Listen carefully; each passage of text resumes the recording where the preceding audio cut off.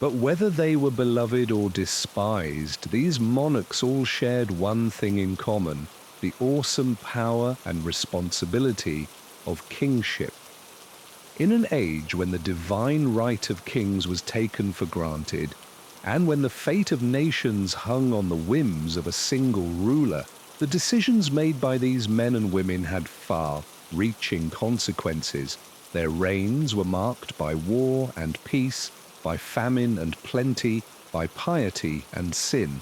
They built great cathedrals and castles, patronized the arts and sciences, and left a lasting imprint on the culture and society of their times. And yet, for all their grandeur and glory, these kings and queens were also deeply human, prone to the same fears, desires, and weaknesses as the rest of us. They loved and hated, triumphed and failed, lived and died. In the end, they were simply men and women who bore the heavy burden of leadership in a turbulent and often unforgiving age. As we reflect on their lives and legacies, we are reminded of the timeless lessons of power and politics, of ambition and hubris, of courage and cruelty. These are the themes that echo down through the ages, from the halls of medieval palaces to the corridors of modern power. And so, as we drift off to sleep, let us ponder the stories of these controversial kings and queens, not just as dusty relics of a bygone era, but as enduring reminders of the human condition. For in their triumphs and their tragedies, their virtues and their vices, we may just catch a glimpse of ourselves. We left off with the shocking execution of Anne Boleyn, second wife of Henry VIII, on trumped-up charges of adultery and treason in 1536. The tyrannical king would waste little time moving on from this dark chapter. Mere days after Anne's head had left her shoulders on the executioner's block, Henry was engaged to the demure and obedient Jane Seymour. In many ways, Jane was the antithesis to Anne Boleyn. Where Anne had been fiery, bold, and opinionated, Jane was passive, gentle, and pliable. She was what Henry wanted in a wife at this point, a docile partner who would provide him a male heir without argument or protest. 11 days after Anne's execution, while the court still reeled, Henry and Jane were wed in a private ceremony. Henry's subjects may have been aghast at the dizzying speed of events, but they also desperately hoped this unassuming new queen could succeed where her predecessors had failed in giving birth to a healthy prince. England had seen enough turmoil and uncertainty in the succession. To Henry's delight, Jane soon fell pregnant and gave birth to a son, Edward, in October 1537. At long last he had achieved his primary aim. Tragically, Jane would not have long to savour her triumph. She fell gravely ill with childbed fever soon after Edward's birth and died just 2 weeks later. Henry was utterly bereft at the loss of his most beloved queen. In a reign defined by marital strife and notoriety, his union with Jane would be remembered as his happiest. He would eventually be buried beside her as per his wish, a rare gesture of esteem and affection from the oft-dead king. With Jane's death, the problem of succession reared its head once again. Henry still had only one male heir, and in an age of high infant mortality, this was a tenuous position indeed. After a period of mourning, the king began seeking a new bride, intent on reinforcing the Tudor dynasty. Numerous candidates were considered, with Henry even contemplating marrying his own daughter Mary at one point, a match as scandalous as it was unlikely. In the end, Thomas Cromwell, Henry's chief minister, devised a plan to wed the king to Anne of Cleves, a German noblewoman. Cromwell hoped the match would strengthen England's ties with Protestant Europe amidst ongoing religious strife. A portrait was dispatched to Henry, who deemed himself satisfied with Anne's comely looks. But upon meeting her in person for the first time, the king was repulsed, declaring her a Flanders mare. The feeling was mutual. Anne found Henry old, corpulent, and foul-smelling. Nevertheless, the marriage went ahead in January 1540, though it was never consummated. Revolted by his new bride, Henry could scarcely stand to be in the same room with her. The morning after the wedding, he raged to Cromwell that he had plainly been misled about Anne's appearance. In a matter of months, the marriage was annulled on grounds of non-consummation and Anne's pre-existing betrothal to another European nobleman. The amicable Anne accepted the judgment and a generous settlement. She lived out her days in England in comfort as the king's sister. For Cromwell, the ill-fated Cleves marriage spelled disaster. He had pushed for the union and was now blamed for its failure. Cromwell's many enemies at court had been waiting for just such an opportunity to turn the king against him. Led by the Duke of Norfolk, they convinced Henry that his once trusty minister was a traitor. Hello and welcome to Boring History for Sleep, the podcast that helps you drift off to dreamland while learning about the fascinating figures and events of yesteryear. I'm your host, and I'm so glad you've chosen to spend part of your day or night with me. Before we dive in, I'd love to know where in the world you're listening from and what time it is for you right now. Are you tucked into bed, ready to doze off to tales of medieval monarchs? Or perhaps you're just looking to unwind after a long day with some calming historical storytelling. Either way, I'm honored to be part of your relaxation routine. Feel free to leave a comment and let me know. And if you enjoy this kind of soft-spoken educational content, be sure to hit that subscribe button so you never miss an episode. Tonight, we'll be journeying back to the Middle Ages, a time of great change, conflict, and more than a few controversial kings. These royal rascals pushed the boundaries of their power, shocked their subjects, and left scandalous legacies that endure to this day. Some were known for their cruelty, others for their debauchery.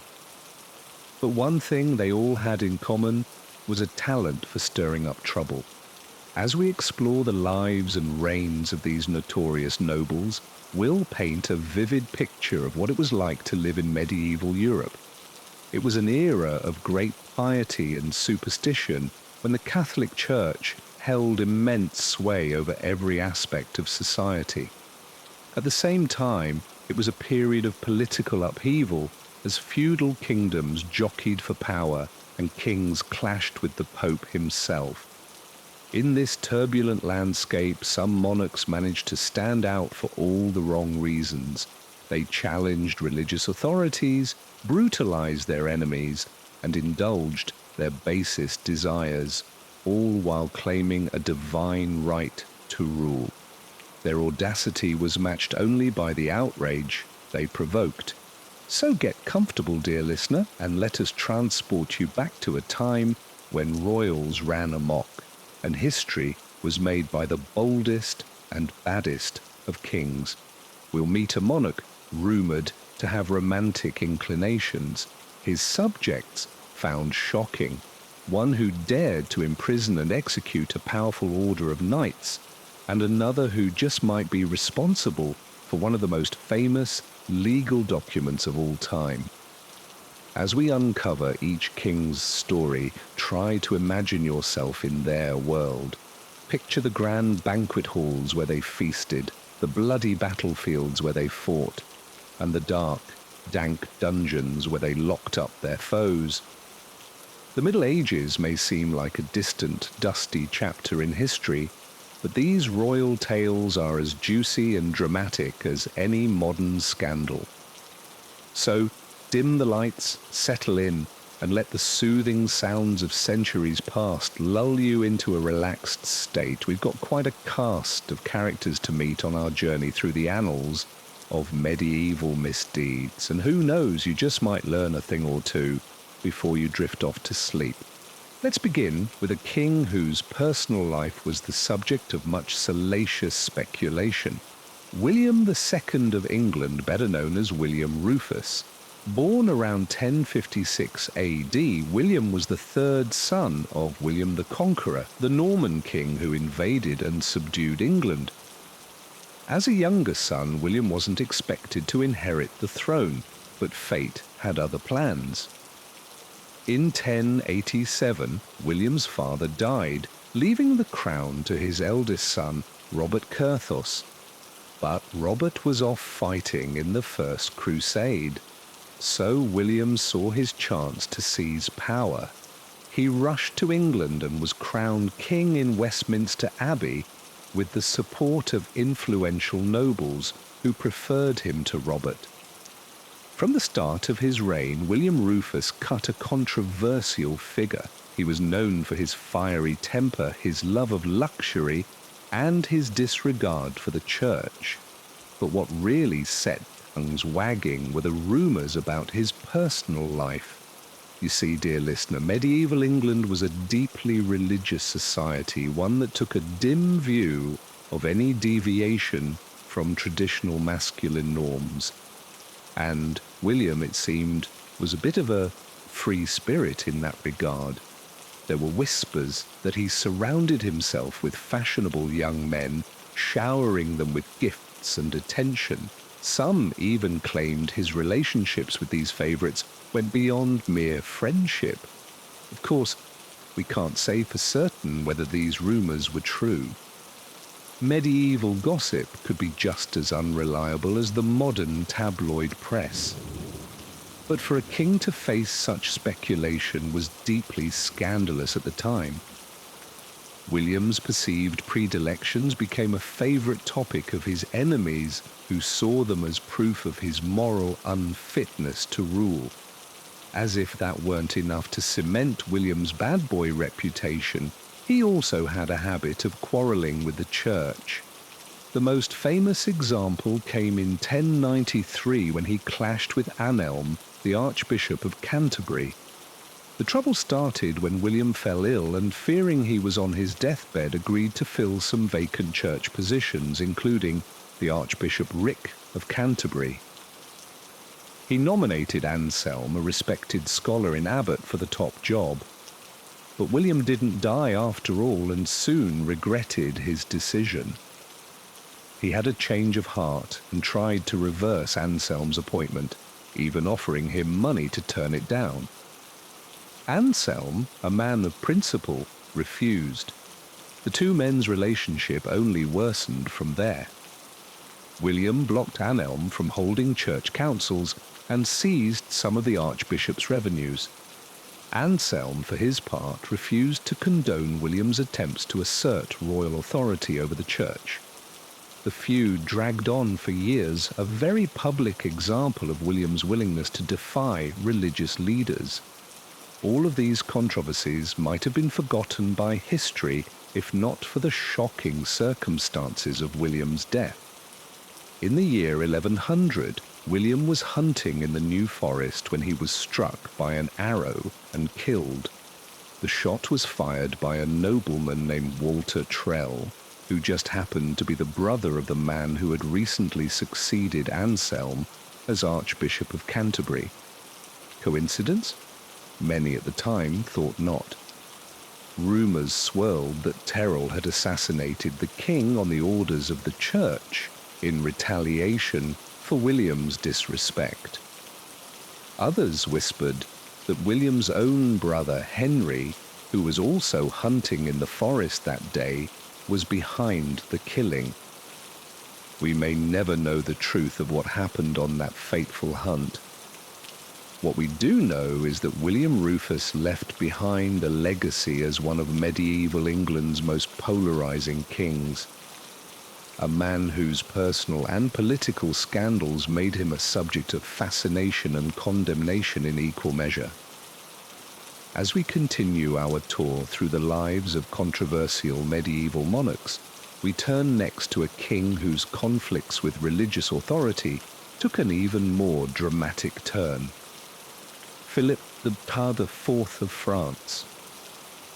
Born in 1268, Philip came to the throne at the age of 17, inheriting a kingdom that was one of the most powerful in Europe.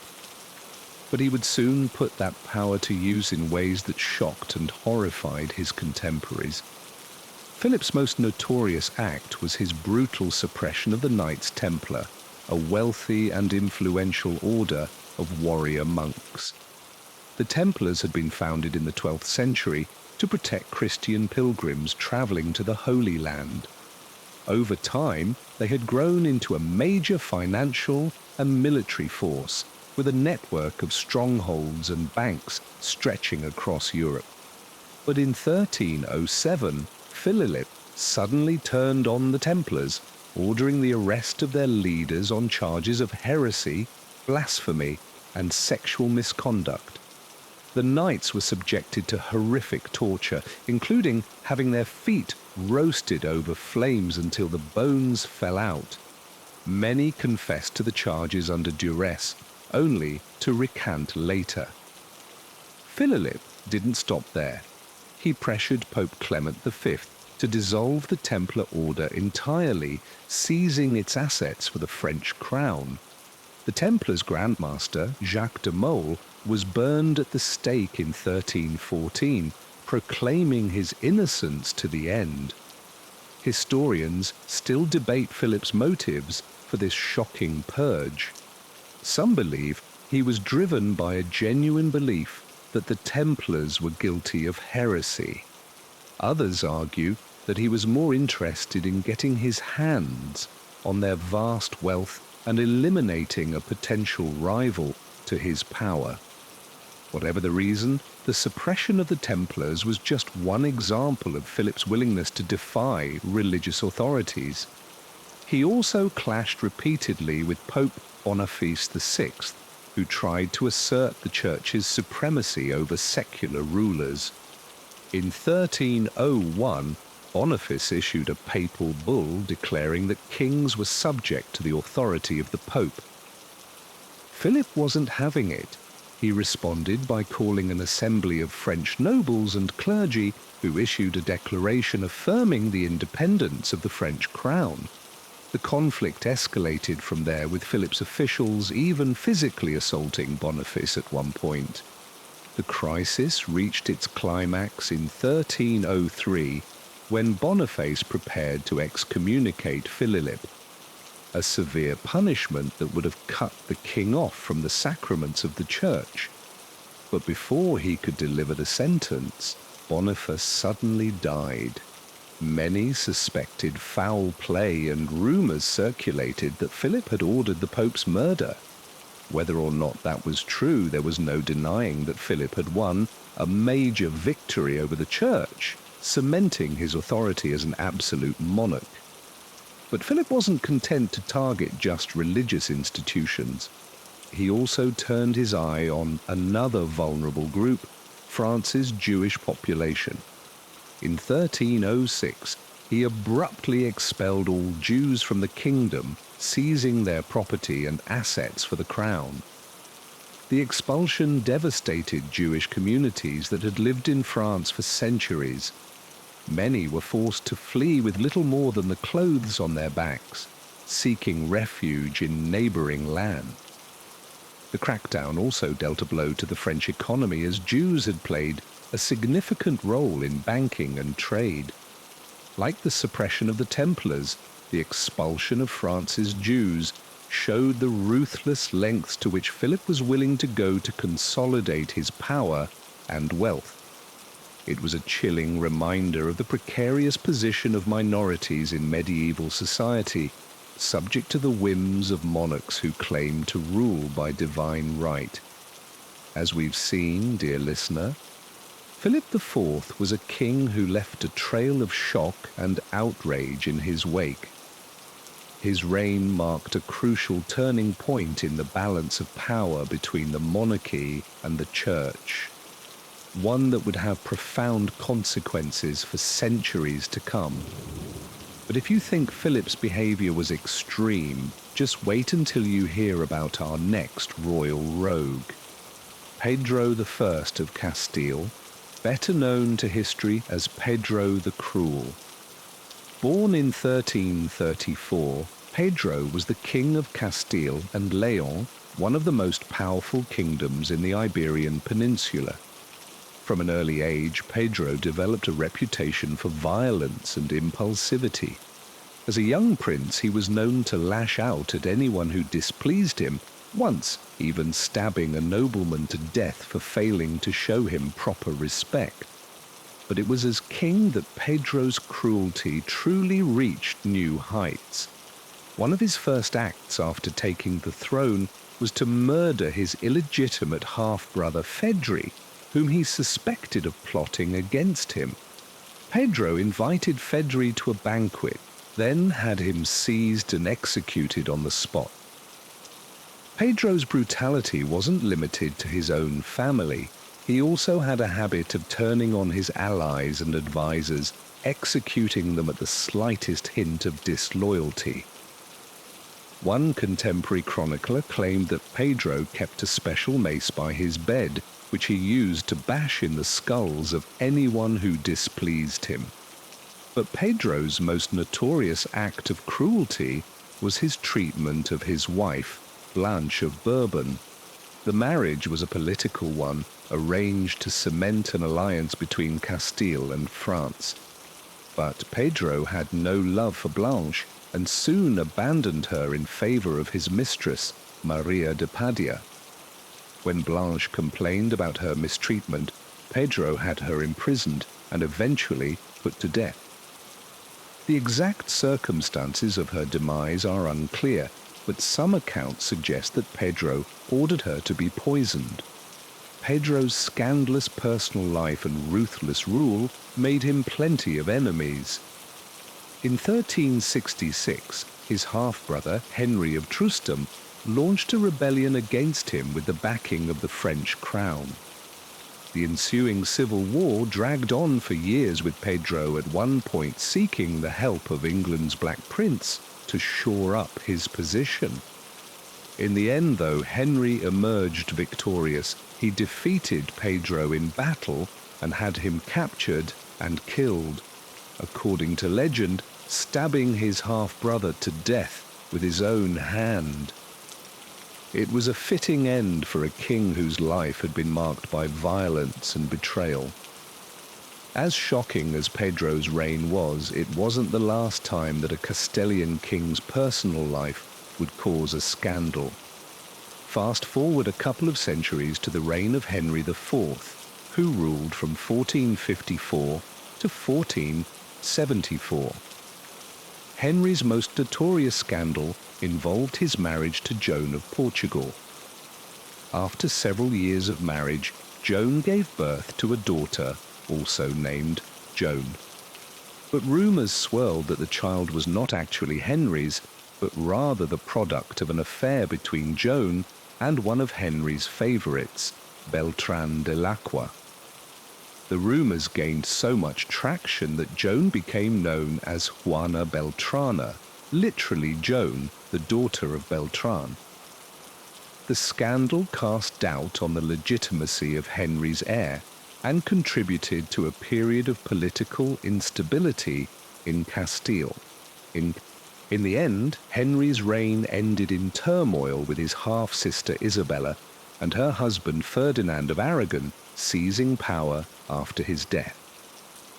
The couple would go on to unite Castile and Aragon into the Kingdom of Spain, ushering in a new era of Iberian history. But the legacy of controversial kings like Pedro and Henry would linger long after their deaths. Their shocking deeds and tumultuous personal lives became the stuff of legend, cautionary tales about the dangers of unchecked power. Speaking of unchecked power, our next king is a prime example of what can happen when a monarch's ego and ambition run amok. Eric I of Sweden, who ruled from 1560 to 1568, was a man of great intellect and cultural sophistication. He spoke several languages, composed music, and fancied himself a Renaissance prince. But Eric's reign was also marked by paranoia, delusions, and erratic behavior. Early on, he became convinced that his half-brother John was plotting to overthrow him. Eric had John imprisoned and even threatened to have him executed, though he eventually backed down.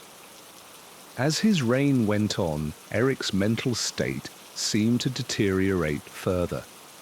He became obsessed with the idea of marrying Queen Elizabeth I of England, sending her lavish gifts and love letters. When Elizabeth politely declined his advances, Eric flew into a rage, accusing her of leading him on.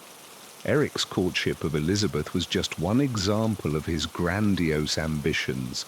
He also dreamed of conquering the Baltic region and establishing Sweden as a major European power. But his military campaigns were largely unsuccessful, and his erratic behavior began to alienate his own nobles. In 1567, Eric's paranoia reached a fever pitch. He became convinced that a group of nobles led by the Stura family were conspiring against him.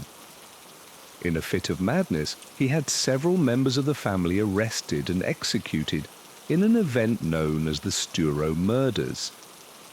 The killing shocked and horrified the Swedish nobility, who saw them as a gross abuse of power. Eric's own brother John, whom he had once imprisoned, now led a rebellion against him. In 1568, Eric was dethroned and imprisoned himself. Eric spent the rest of his life in captivity, moved from castle to castle by his brother and successor John III. In 1577, he died in prison, possibly poisoned on John's orders. It was a sad and ignominious end for a man who had once dreamed of being a great Renaissance king. As we've seen, dear listener, the life of Eric I XIV is a cautionary tale about the dangers of unchecked power and ambition. His story also highlights the precarious nature of kingship in an era when mental illness was little understood and often seen as a sign of divine disfavor. But Eric was far from the only medieval monarch to grapple with questions of legitimacy and succession. In fact, some of the most controversial kings in history were those who found themselves in disputes over their right to rule. One such king was John, also known as John Lackland, who ruled England from 1999 to 1216. John was the youngest son of King Henry II and had not been expected to inherit the throne. But when his elder brother Richard the Lionheart died without an heir, John claimed the crown for himself. John's reign was plagued by conflicts with his own nobles, who resented his attempts to centralize power and raise taxes. In 1215, a group of barons rebelled against John and forced him to sign the Magna Carta, a document that limited the powers of the monarchy and established the principle of the rule of law. But John had no intention of abiding by the Magna Carta's terms. He appealed to Pope Innocent III to annul the document, arguing that it had been signed under duress. When the barons learned of John's betrayal, they invited Prince Louis of France to invade England and claim the throne for himself. The ensuing war was a disaster for John. He lost a treasure trove of royal jewels and gold while crossing a treacherous stretch of marshland, and soon after fell ill with dysentery. In 1216 he died a miserable and ignominious death, his kingdom in ruins. John's reign was so disastrous that he became known as Bad King John in popular legend. But his legacy is more complex than that simple epithet suggests. The Magna Carta, though initially a failure, would go on to become a cornerstone of English law and a symbol of individual. As we've seen, the reigns of Henry VIII and his contemporaries were marked by religious upheaval, political intrigue, and plenty of personal scandal, but they were far from the only controversial kings to sit on the thrones of medieval Europe. Take, for instance, the notorious Charles II of Navarre, known to history as Charles the Bad. Born in 1332, Charles was a man of great ambition and few scruples. As King of Navarre and Count of Evu, he spent much of his reign embroiled in conspiracies and power struggles with his nominal overlord, King John II of France. Charles first ran afoul of the French crown in 1354 when he was accused of plotting to assassinate the Dauphin, the future King Charles V. Though the evidence was scant, he was imprisoned by King John. But Charles was nothing if not cunning. He soon escaped and fled to his lands in Navarre, where he raised an army and declared war on France. Over the next few decades, Charles proved himself a thorn in the side of the French monarchy. He allied himself with England during the 100 Years' War and later murdered a prominent French nobleman, Count Charles of Spain. His scandalous deeds earned him the nickname Charles the Bad and made him powerful enemies on both sides of the Channel. But perhaps Charles's most audacious plot was his scheme to claim the French throne itself. In 1378, he announced that he was the rightful King of France by virtue of his descent from King Louis X.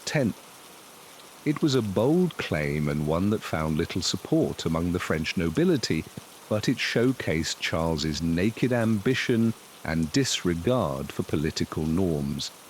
Charles's adventurism eventually proved his undoing. In 1387, after decades of on and off conflict with France, he was forced to surrender most of his French lands to King Charles V. Though he remained King of Navarre, his power was much diminished. He died just 6 years later, his grand designs largely unfulfilled. Charles the Bad's turbulent reign showcases the web of rivalries and alliances that defined medieval politics. In an age when royal authority was often tenuous, ambitious nobles like Charles could carve out their own fiefdoms and challenge even the mightiest of kings. But if Charles represented the height of feudal power politics, other controversial kings took their cues from the ruthless dynasts of the ancient world. One such figure was Vlad III, Prince of Wallachia, better known to history as Vlad the Impaler. Born in 1431 in present-day Romania, Vlad was the second son of Vlad the Sexdraul, a member of the Order of the Dragon, a chivalric order dedicated to defending Christian Europe from the Ottoman Turks. As a young nobleman, Vlad and his brother were sent to the Ottoman court as political hostages, a common practice at the time designed to ensure the loyalty of vassal rulers. Vlad's years in Ottoman captivity had a profound impact on his psyche and his ruling style. He developed a deep hatred for the Turks and a reputation for brutality that would follow him all his life. When Vlad finally claimed the Wallachian throne in 1456, he wasted no time in consolidating his power. He invited his political rivals to a great feast at his castle, then had them all arrested and impaled on stakes. This grisly display was just a taste of the terror to come. Over the next few years, Vlad earned his macabre nickname through a campaign of cruelty that shocked even his contemporaries. He impaled thousands of his own subjects for crimes as petty as stealing a loaf of bread. He also unleashed a reign of terror against the transient Saxons, a German-speaking minority whom he saw as a threat to his power. But Vlad reserved his greatest brutality for his old enemies, the Ottoman Turks. In 1462, he launched a daring raid into Ottoman territory, burning villages and slaughtering peasants with gleeful abandon. When the Sultan, Mehmed II, sent envoys to negotiate a truce, Vlad had them impaled on the spot.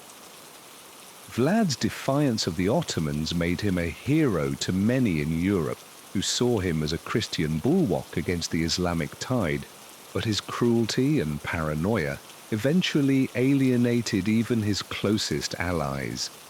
In 1462, he was deposed by his own brother, Radu, who had been raised alongside him as an Ottoman hostage. Though he later regained his throne, his power was broken. Vlad himself was killed in battle in 1476 or 1477, his body allegedly decapitated by the Turks. Today, Vlad the Impaler is remembered more as a figure of Gothic horror than as a real historical personage. His deeds were so shocking, so seemingly inhuman, that it's tempting to relegate him to the realm of nightmares and dark fantasies. But the true history of this controversial king is even more disturbing than the legend. Vlad's reign of terror may have been extreme, but it was far from unique in the bloody annals of medieval kingship. Across Europe, monarchs and nobles alike engaged in acts of cruelty and vengeance that seem scarcely believable to modern minds. In England, for instance, there was the notorious King John, whose misrule and capricious violence led to a baronial revolt and the signing of the Magna Carta in 1215. Though often remembered today as a champion of liberty, John was in fact a ruthless tyrant who thought nothing of murdering his own nephew or starving his opponents to death in his dungeons.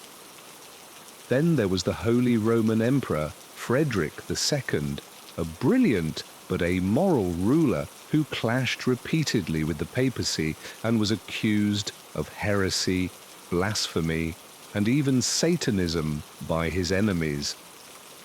Frederick was a man of insatiable curiosity and cruel whims who once had a group of children raised in isolation to see what language they would speak, the so-called language deprivation experiment. He was also rumored to have kept a harem of concubines and dabbled in the occult art, charges that only added to his sinister reputation. But perhaps no medieval monarch embodied the dangerous allure of power quite like the legendary Empress Theodora of the Byzantine Empire. Born into poverty and disgrace, her father was a bearer at the Hippodromium, and she herself worked as an actress and courtesan in her youth. Theodora rose to become the most powerful woman in the medieval world. As the wife of Emperor Justinian I, Theodora wielded enormous influence over the Byzantine state. She helped to crush the Nika riots that nearly toppled her husband's regime and later convinced him to stand firm in the face of a devastating plague and foreign invasions. Her bravery and ruthlessness earned her the admiration of her subjects, but also the enmity of the Byzantine elite, who resented her humble origins and her unfeminine assertiveness. Theodora's most controversial act, however, was her active involvement in religious affairs. A devout monophysite Christian who believed that Christ had only one divine nature rather than a human and divine nature as taught by Orthodox doctrine. She used her influence to promote monophysite clerics and to persecute their Orthodox rivals. This put her at odds with the Pope and much of the Western Church, a conflict that would have far-reaching consequences for the unity of Christendom. Despite her many enemies, Theodora remained a force to be reckoned with until her death in 548 AD. She was mourned by the common people of Constantinople, who saw her as a protector and champion, but she was reviled by the senatorial class who spread scurrilous rumors about her sexual depravity and cruelty. Like so many controversial rulers of the Middle Ages, Theodora's legacy is a complex one. She was a woman who defied the conventions of her time and wielded power in a world that was hostile to female authority. But she was also a ruthless and sometimes tyrannical figure who used her influence to crush her enemies and impose her will on the state. In the end, perhaps that is the most enduring lesson of medieval kingship. That power, for all its seductive allure, is a dangerous and corrupting force. The kings and queens who wielded it most effectively were often those who were willing to embrace its darker aspects, the cruelty, the paranoia, the megalomania. Today we may look back on these controversial rulers with a mixture of fascination and horror. But in their own time, they were simply the product of a world where might made right and where the strong ruled over the weak with an iron fist. As we've seen, the Middle Ages were a time of great upheaval and transformation, a period when the old order was crumbling and new powers were rising to take its place. In this chaotic and often brutal world, kings and queens wielded enormous influence over the lives of their subjects. Some used that power for good, while others used it for ill, but all of them left an indelible mark on history. The stories of these controversial rulers may seem like the stuff of legend, tales of larger-than-life figures who strode across the world stage, leaving chaos and bloodshed in their wake. But the truth is often stranger than fiction. These men and women were real people with real flaws and real passions. They were the product of their times, shaped by the beliefs and values of the society in which they lived. And yet for all their faults and foibles, these kings and queens also had a profound impact on the course of human events. They helped to shape the political, social, and religious landscape of medieval Europe, a legacy that endures to this day. As we look back on their lives and deeds, it's easy to pass judgment from the comfort of our modern vantage point. But to truly understand these controversial rulers, we must try to see the world through their eyes, to grasp the challenges they faced, the beliefs they held, and the choices they made. Only then can we begin to appreciate the complexity and the contradictions of medieval kingship, and to grapple with the enduring questions that these remarkable men and women left behind. The stories we've explored in this series are just a small sampling of the many controversial kings and queens who left their mark on the Middle Ages. From the ruthless dynasts of the early feudal era to the absolutist monarchs of the late medieval period, these rulers embodied both the best and the worst of human nature. Some, like Charlemagne or Alfred the Great, are remembered as wise and just leaders who brought order and stability to their kingdoms. Others, like Vlad the Impaler or King John, are reviled as tyrants and monsters who unleashed untold suffering on their subjects. Cromwell was arrested and condemned to death without trial. His dizzying downfall a reminder of the capriciousness of Henry's favour. No sooner was Cromwell in his grave than Henry wed for the 5th time, marrying the vivacious teenager Catherine Howard. Norfolk's niece was a flirtatious beauty who restored the king's lust for life, despite being 30 years his junior. But history would soon repeat itself in shocking fashion. Whispers reached Henry of Catherine's colourful sexual past and possible infidelity. An investigation uncovered Tory details of affairs with at least 2 men predating her marriage, as well as allegations of adultery with a courtier. For the aging Henry, it was a crushing blow. Enamored with his girl bride, he had indulged her every whim and shown off her youthful charms, only to be made a fool of by her scandalous conduct. The punishment would be every bit as brutal as that meted out to Anne Boleyn. After a trial in which her own relatives provided damning evidence, Catherine was beheaded for high treason in February 1542, along with several alleged paramours. The Howard debacle marked a turning point for the king. His health in serious decline and having grown morbidly obese, Henry withdrew from public life. Perhaps chastened by this humiliation, he made a far more sensible choice for his sixth wife, marrying the mature widow, Catherine Parr, in 1543. More nurse than spouse, P would be spared the cruel fates of her predecessors, providing Henry companionship in his final years. Throughout this tumultuous period, the king had not neglected his obsession with securing the succession. The misfortunes that had befallen Henry's wives stood as stark reminders of the fragility of the Tudor dynasty. With characteristic ruthlessness, the king moved to shore up his line, executing any and all perceived threats. Most notably, Margaret Pole, Countess of Salisbury and daughter of George, Duke of Clarence, was brutally put to death in 1541 on trumped-up charges of treason at the age of 67. Her real crime was being one of the few remaining Plantagenets with a blood claim to the throne. The manner of her execution was especially vicious. When Margaret refused to lay her head upon the block, the inexperienced executioner hacked at her head and shoulders, taking 11 blows to strike the fatal hit. It was a gruesome end for a woman of noble birth and a sign of Henry's growing paranoia and brutality. As the king's life drew to a close, the question on all lips was the fate of his sole male heir.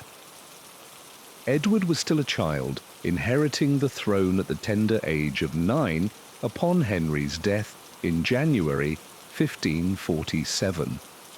On his deathbed, the king had named a regency council dominated by Protestants to rule on Edward's behalf, but this did little to quell the vicious power struggle already brewing. Despite reigning for only 6 years, Edward V would preside over a period of immense religious upheaval. Under the sway of radical Protestant advisers like Edward Seymour and John Dudley, he would accelerate the English Reformation begun by his father, moving the Church of England in an even more extreme direction. Catholic rites were banned, priests could marry, and even the act of hearing the Latin Mass was punishable by imprisonment. But like so many boy kings, Edward's reign would be cut tragically short. Always a sickly youth, he contracted tuberculosis and died at the age of 15 in 1553. On his deathbed and under the influence of Dudley, he had attempted to block the Catholic Mary from the succession, but this plot unravelled and Mary took her rightful place as England's first queen. For a monarch later vilified as Bloody Mary, she began her reign on a conciliatory note, pardoning traitors and declaring her intent to rule by good counsel. But her promise to not compel her subjects to follow her Catholic faith would prove hollow. Mary soon embarked on a program of aggressive recitalization, reversing the religious reforms of her father and brother. Under Mary, English Protestants faced a reign of terror. The persecution started with high-profile figures like Thomas Cranmer, the Archbishop of Canterbury, who had played such a key role in Henry's break with Rome. After a long imprisonment and forced recantations, Cranmer was burned at the stake in 1556, dramatically renouncing his recantations and denouncing the Pope as he faced the flames. Cranmer was just one of hundreds of Protestant martyrs executed during Mary's reign. The stories of their brutal deaths, many burned alive for heresy, would sear into the English imagination. But Mary's religious extremism won her few friends. With growing unrest and several attempted uprisings against her rule, her legitimacy was further weakened by an unpopular marriage to Philip II of Spain, which prompted fears of foreign domination. In the end, Mary's turbulent reign would last a mere 5 years. Like her Tudor predecessors, Mary was haunted by the need to produce an heir. But her phantom pregnancies came to naught, and she died childless in 1558, paving the way for her Protestant half-sister, Elizabeth, to inherit the throne. The nearly 45-year reign of Elizabeth Thorpe would usher in a golden age for England after decades of turmoil. Keenly aware of the examples set by her father's matrimonial misadventures, Elizabeth would make the shocking choice to never wed at all, famously proclaiming, "I will have but one mistress here and no master." Her marital status birthed her image as the Virgin Queen, wedded only to her country. But Elizabeth's romantic life was a subject of endless scandal and speculation. Throughout her reign, she was linked to several favourites, most notably her sweet Robin, Robert Dudley. Rumours swirled that the lifelong bachelor was impotent, that he had murdered his first wife to be free to marry the Queen, and that he was even Elizabeth's secret lover or illegitimate half-brother. None of this could be proven, but the whispers persisted. As Queen, Elizabeth had to fend off countless marriage proposals from foreign princes and navigate the tricky waters of international diplomacy. She used the lure of matrimonial alliances as a key political tool, while ultimately remaining single. Her failure to marry was a source of great concern, but she skillfully managed the succession issue, designating James V of Scotland as her heir on her deathbed.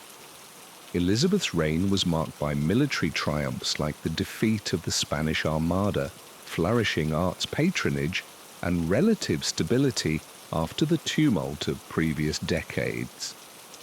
But it was not without its share of intrigue and unrest.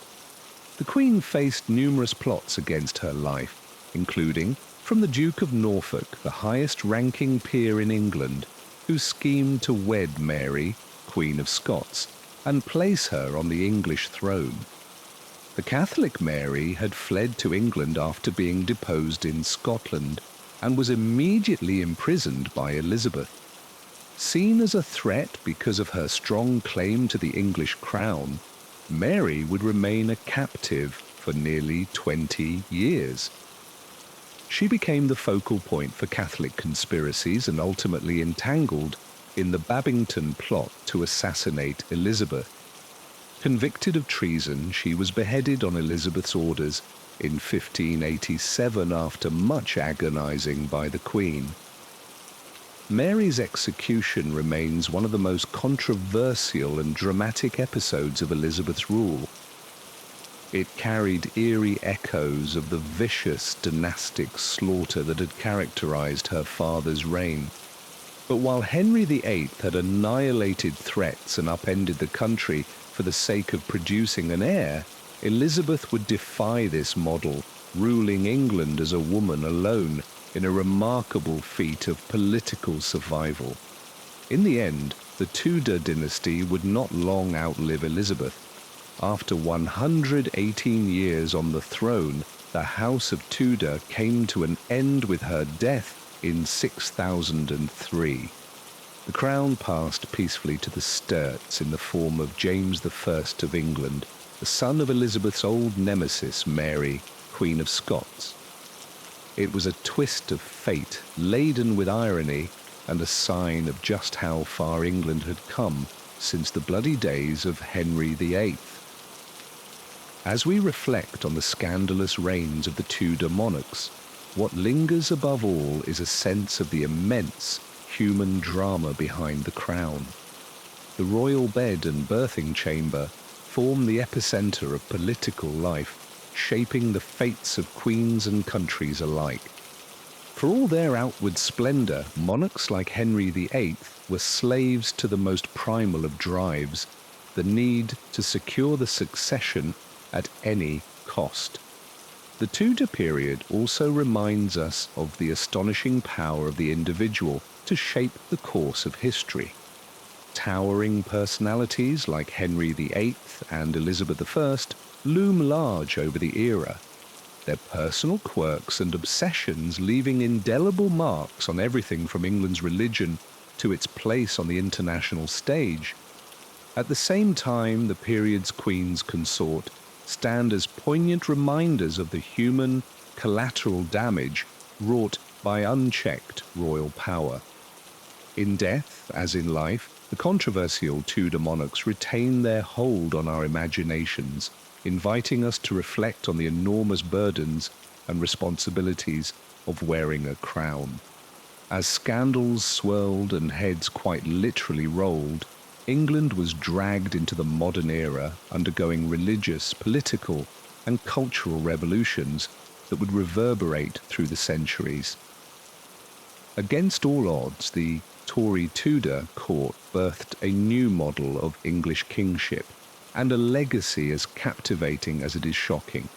As we've seen, the reigns of Pedro I of Castile, Eric the XIV of Sweden, and John of England were marked by brutality, paranoia, and conflicts with nobility that would ultimately lead to their downfalls.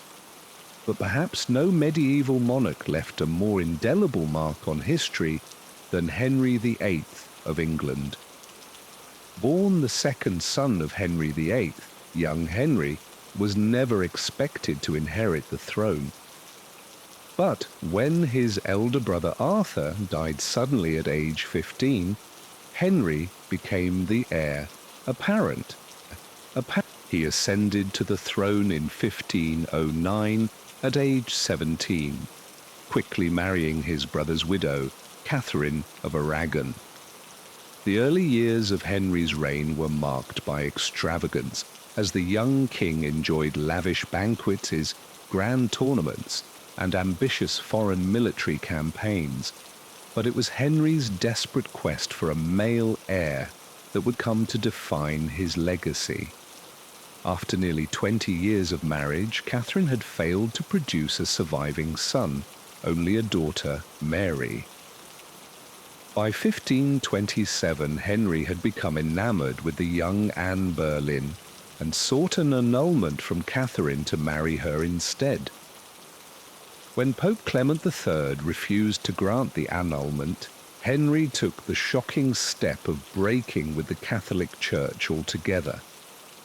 In 1534, Henry declared himself the supreme head of the Church of England, essentially appointing himself the Pope of his own church. This allowed him to finally annul his marriage to Catherine and wed Anne Boleyn. England was now a Protestant nation, and the Catholic monasteries were dissolved as their wealth poured into Henry's coffers. But Henry's marital strife was far from over. Just 3 years after their wedding, he had Anne Boleyn beheaded on likely trumped-up charges of adultery and treason. He would go on to marry 4 more times, executing another wife and overseeing England zigzagging between Protestantism and Catholicism. His erratic religious policy saw both Protestants and Catholics burned at the stake for heresy. Henry VIII died in 1547, leaving the throne to his young son, Edward V. Though he had finally produced the male heir he so desperately sought, Edward would die childless just 6 years later. The tumultuous saga of Henry's marriages and the royal succession would continue as England ricocheted between Protestant and Catholic monarchs. In many ways, Henry VIII embodies the contradictions and controversies of so many medieval kings. He is remembered as a captivating yet capricious ruler, ushering in the English Renaissance while executing tens of thousands of denters. His break from Rome forever reshaped the religious landscape of Europe. But his true motivations seem to lie more in consolidating his own power and satisfying his lusts than theological convictions. As we reflect back on the scandalous lives and stranger-than-fiction stories of the most controversial kings of the Middle Ages, we see that Henry VIII was far from alone in his outrageous deeds. From the mysterious death of William II to the brutal purges of Pedro the Cruel, medieval chronicles are littered with accounts of corruption and abuse of power. These sordid tales can perhaps be seen as cautionary ones, warning of the dangers of unchecked authority. Kings like Philip IV of France and John of England learned the hard way that even divinely appointed monarchs were not immune from the wrath of nobles, clergy, and commoners they flagrantly oppressed. The Magna Carta and the defiance of the Knights Templar demonstrated that there were limits to the power of kings. At the same time, the willingness of medieval kings to shock and scandalize, to upend long-standing traditions and institutions, could be seen as a perverse sort of progress. Henry VIII's break from Rome, as selfishly motivated as it was, opened the door for a freer and more pluralistic England. In an era of conformity and superstition, there is something perversely admirable about the iconoclasm of rulers who refused to follow the rules, even as it led them to cruelty and ruin. As we drift off to sleep, lulled by these lurid tales of our ancestors, we are left to ponder what they reveal about human nature and the corrupting influence of power. The pageantry and brutality of the Middle Ages may seem remote to us now, but in the shocking deeds of these controversial kings, we see shadows of our own capacity for scandal and self-destruction. Perhaps there is a twisted king lying in wait within us all, just looking for a throne to ascend and a crown to abuse. And on that unsettling note, I bid you good night and sweet dreams of more civilized times. And so, as we've seen, the reign of Henry VIII was marked by tumult, scandal, and religious upheaval that would forever change the course of English history. His desperate quest for a male heir led him to break with the Catholic Church, establishing the Church of England with himself at the head. This seismic shift in religious authority would have profound consequences, setting the stage for centuries of conflict between Catholics and Protestants in England and beyond. But Henry's legacy extended far beyond the religious sphere. His 6 marriages, 2 of which ended with his wife's heads on the chopping block, have become the stuff of legend. The tale of Anne Boleyn in particular has captured the imagination of generations, a vivacious, ambitious woman who caught the eye of a king only to be accused of adultery and incest when she failed to produce a male heir. Her tragic end, beheaded on the grounds of the Tower of London, serves as a chilling reminder of the precariousness of life in Henry's court. Indeed, Henry's reign was characterized by an almost casual brutality, a willingness to dispose of anyone who stood in the way of his desires. From the execution of his loyal advisor, Thomas More, who refused to acknowledge Henry as head of the church, to the ruthless suppression of the Pilgrimage of Grace, a popular uprising against his religious reforms, Henry demonstrated time and again that he would brook in no opposition to his will. Yet despite his many flaws and transgressions, Henry VIII remains a towering figure in English history. His reign saw England emerge as a major player on the European stage, with Henry himself taking an active role in diplomacy and warfare. He presided over a flourishing of art and culture, patronizing such luminaries as the painter Hans Hollein and the composer Thomas Tallis. And of course, his enduring legacy can be seen in the very fabric of modern Britain, from the monarchy to the Church of England. As we reflect on the lives and legacies of these controversial medieval kings, it's hard not to be struck by the sheer scope and scale of their impact, from William the Conqueror to Henry VIII. These men shaped the course of history in ways that continue to reverberate to this day. Their reigns were marked by scandal, intrigue, and violence, but also by moments of great achievement and progress.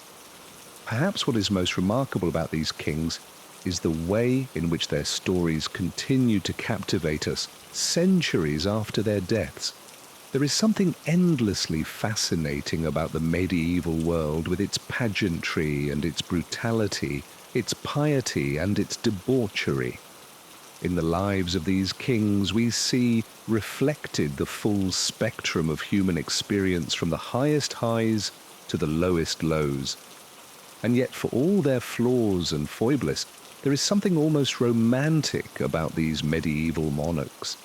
They lived in a time when the concept of divine right held sway.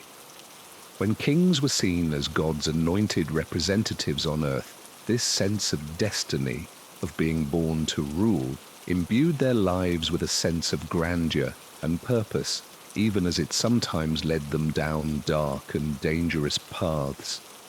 As we look back on the medieval era from the vantage point of the present day, it's easy to view these kings as something of a cautionary tale.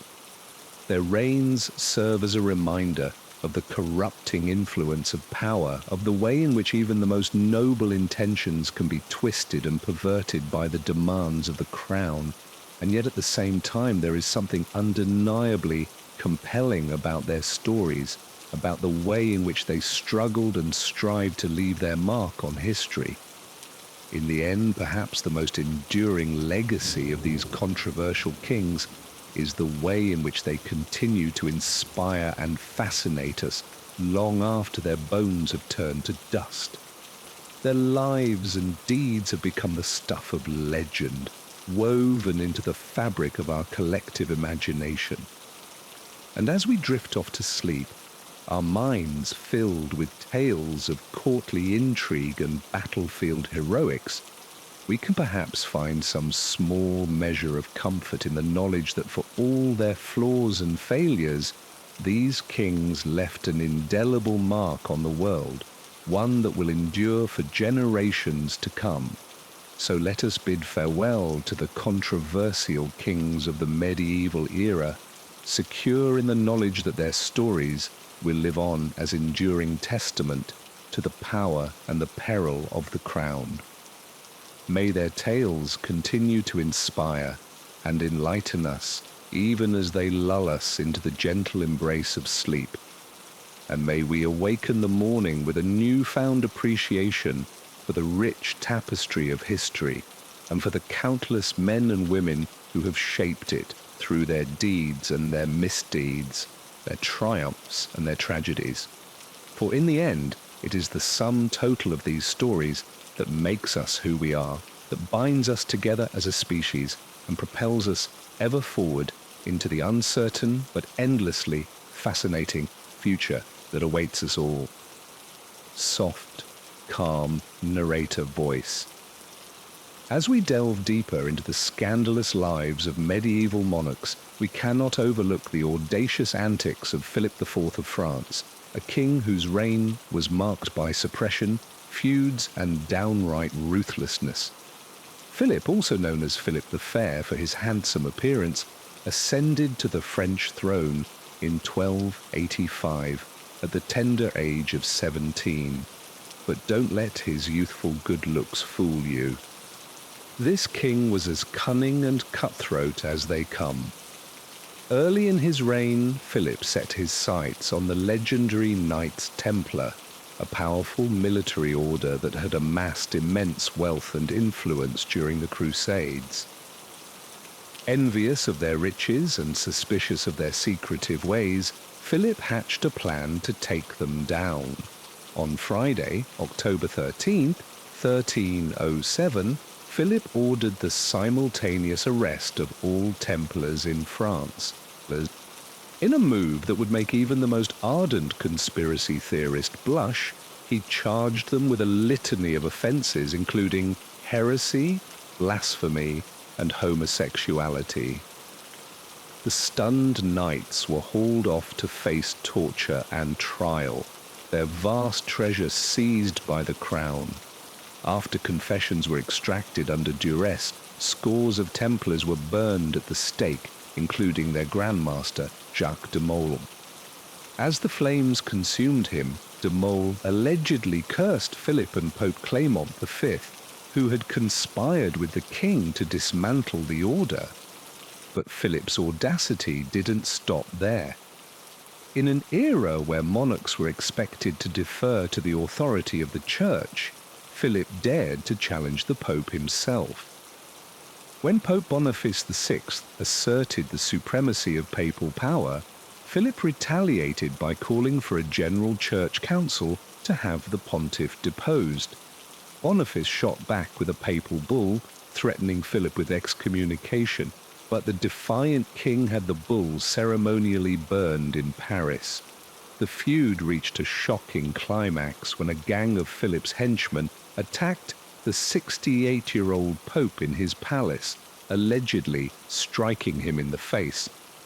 Although Boniface was released after 3 days, he died just a month later, leaving Philip to install a more compliant French Pope and cement his authority over the church in France. As if that weren't enough, Philip also turned his eye on France's Jewish population. In 1306, he abruptly expelled all Jews from the kingdom, giving them mere months to flee and seizing their property and assets in the process. Thousands were forced to sell their belongings for a pittance before going into exile, while Philip lined his coffers with their wealth. Philip's heavy-handed approach extended to his own nobility as well. He ruthlessly suppressed uprisings and revolts, executing scores of knights and lords who dared defy his authority. He also imposed heavy taxes and debased the currency to finance his ambitious military campaigns, earning the eye of his overtaxed subjects. For all his strong-armed tactics, Philip was an undeniably effective ruler who strengthened the French monarchy and expanded royal power.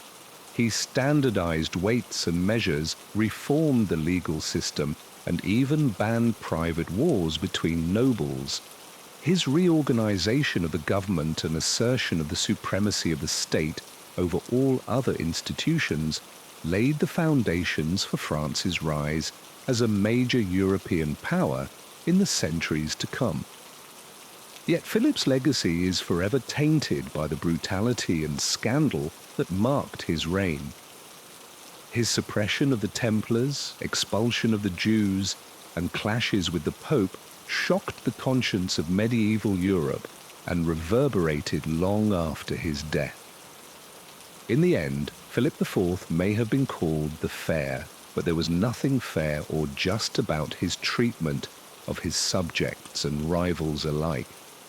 As we ponder this controversial king's misdeeds, it's hard not to wonder how he might have fared in our modern world of social media and 24-hour news cycles. One can only imagine the scandalous headlines and blistering hot takes that would have dogged Philip at every turn.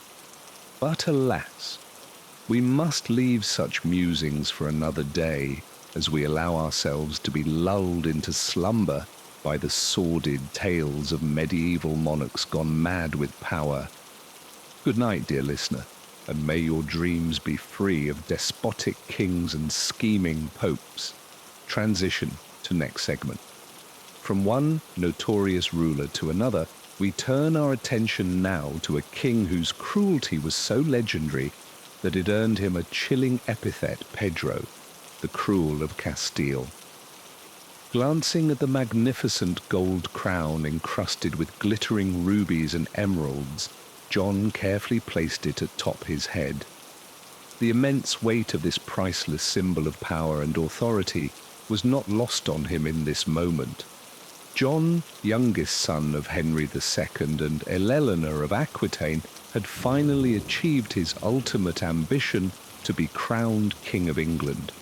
But his grip on power would prove tenuous at best. You see, John had not been the original heir to the throne. That designation fell to his celebrated older brother, Richard the Lionheart.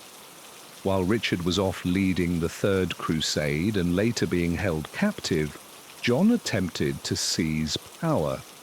This earned him the mocking moniker John Lackland from his father, who had already parcelled out his lands to John's brothers.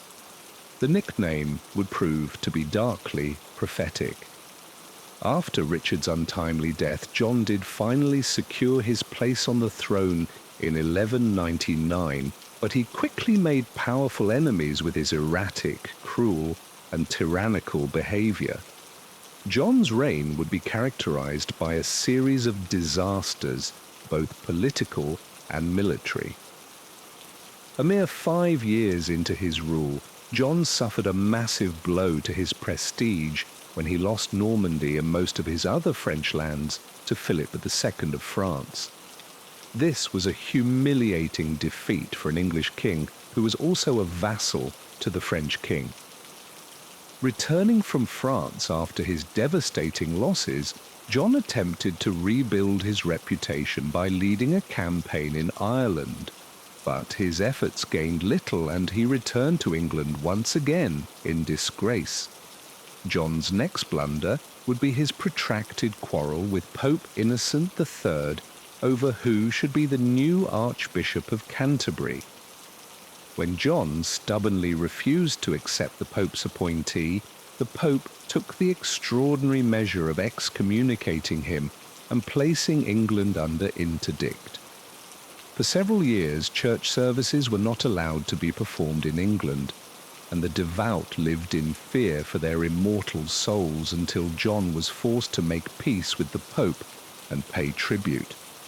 Throughout all of these calamities and more, John still found ample time to throw his weight around and alienate his subjects. He raised taxes to punishing levels, exploited his feudal rights for personal gain, and even allegedly took the wives and daughters of his barons for his own pleasure. The cruelty John exhibited in snuffing out any dissent was legendary. He had a penchant for imprisoning his enemies and leaving them to starve to death. One unfortunate baron by the name of William de Bruce ran afoul of King John and ended up imprisoned along with his wife and son. All three eventually succumbed to starvation in John's dungeons. Another example of John's wanton cruelty was the case of a hapless hostage by the name of Arthur of Brittany. Arthur had the grave misfortune of being John's nephew with a claim to the English throne. Seeing Arthur as a threat, John had him imprisoned and, according to some accounts, killed him with his own hands. With John's cruelty and misrule rousing the hatred of his subjects, the most powerful barons finally had enough. In 1215, they raised an army against John and forced him to sign the Magna Carta at Runny. This great charter would go on to be the foundation for the rights of English citizens and an important precursor to democratic rule. But John, never one to learn his lesson, didn't take this setback lying down. He wrote to the Pope complaining that the Magna Carta had been exacted under duress. The Pope agreed and annulled the document, plunging England into civil war. The barons offered the throne to Prince Louis of France, who promptly invaded. Fortunately for John, he was spared from yet another humiliating defeat, this time by his own death. According to one account, John had set out from the port town of King's Lynn with his army and began crossing the treacherous tidal marshes of the Wash. John's baggage train, which was said to include the crown jewels, didn't make it across the mudflats that day. As the tide came rushing in, the wagons, horses, and men were all caught in the churning current and dragged out to sea along with John's priceless treasure. Some say it was the loss of his jewels that broke John's heart and led to his death a few days later, while others whisper that he was done in by a souffle of peaches or even poisoned by a vengeful monk. Whatever the cause, John's ignominious end was a fitting one for a king who had brought so much misery to his subjects. He died reviled and unmourned, leaving a legacy of cruelty, treachery, and misrule. To this day, King John is remembered as one of the worst kings in English history. His name is synonymous with failed leadership and abuse of power. But perhaps John's greatest legacy is the Magna Carta itself, a document that has come to symbolize the idea that no one, not even a king, is above the law. So ends the sordid tale of King John, a man who snatched disgrace from the jaws of unimaginable privilege and power. But while John may have been one of the most controversial kings of the Middle Ages, he was by no means alone in his infamy. The medieval world was full of colourful monarchs whose lives and deeds continue to fascinate us to this day. From the warring kings of England and France to the cutthroat dynastic struggles of Castile and Aragon, medieval monarchs were a breed apart. These men, for they were nearly all men, wielded absolute power and all too often used it for their own gain rather than the good of their subjects. They waged endless wars, murdered their rivals, and exploited their lands and people with impunity. But despite their many flaws and failings, there is still something undeniably compelling about these medieval rulers. Perhaps it is the sheer drama of their lives, the court intrigues, the battles, the romance and the betrayals. Or maybe it's the way they embodied the spirit of an age of faith and superstition, of chivalry and brutality, of soaring cathedrals and grim dungeons, an age when the line between greatness and infamy was so often blurred. Whatever the reason, the controversial kings of the Middle Ages continue to cast a long shadow over the popular imagination. Their stories serve as a reminder of the dangers of unchecked power and the timeless human capacity for both greatness and depravity. And so as we reflect on the tumultuous lives and scandalous deeds of these medieval monarchs, perhaps we can take some small comfort in the fact that for all their flaws, they were still only human. They may have worn crowns and sat on thrones, but in the end they were subject to the same fears, desires, and weaknesses as the rest of us. In that sense, the controversial kings of the Middle Ages are not just dusty figures from a bygone era, but a mirror held up to our own humanity. A reminder that power, for all its seductions, is ultimately a double-edged sword, and that even the mightiest among us are still only mortal in the end. So let us leave this exploration of medieval infamy with a renewed appreciation for the complexities of the human condition. And let the tales of these controversial kings be a gentle reminder as we drift off to sleep of the fleeting nature of power and the eternal struggle between light and darkness that lies at the heart of the human experience.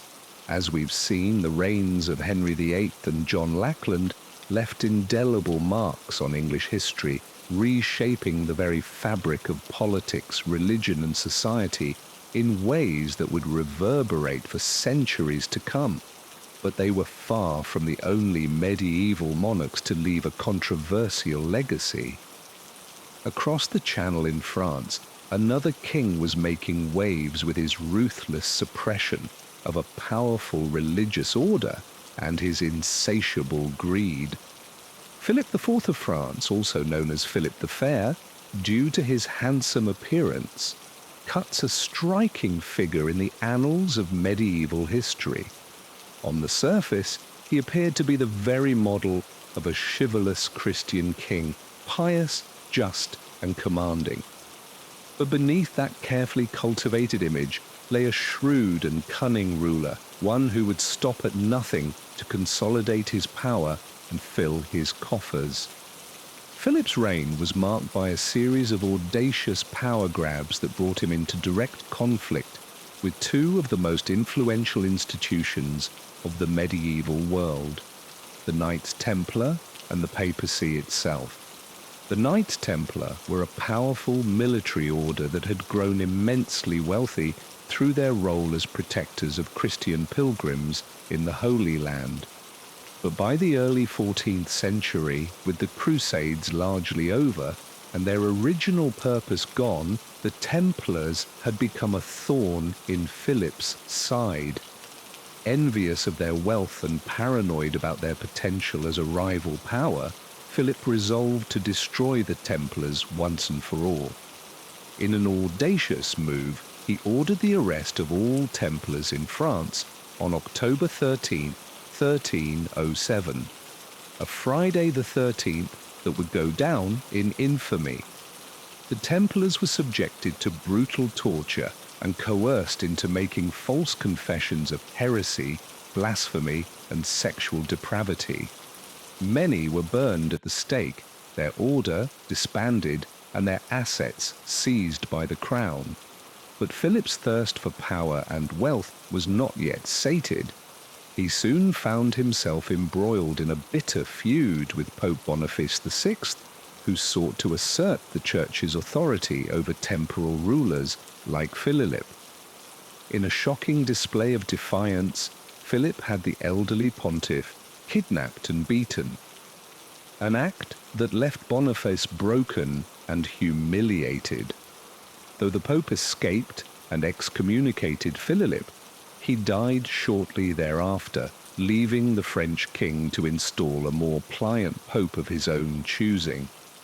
Philip's heavy-handed treatment of the Church and his shameless looting of the Templars' wealth may have won him few friends, but it undoubtedly made him one of the most feared and formidable rulers of his age. His ruthless consolidation of power laid the groundwork for the rise of the French monarchy as a centralized absolute authority, a legacy that would endure for centuries to come.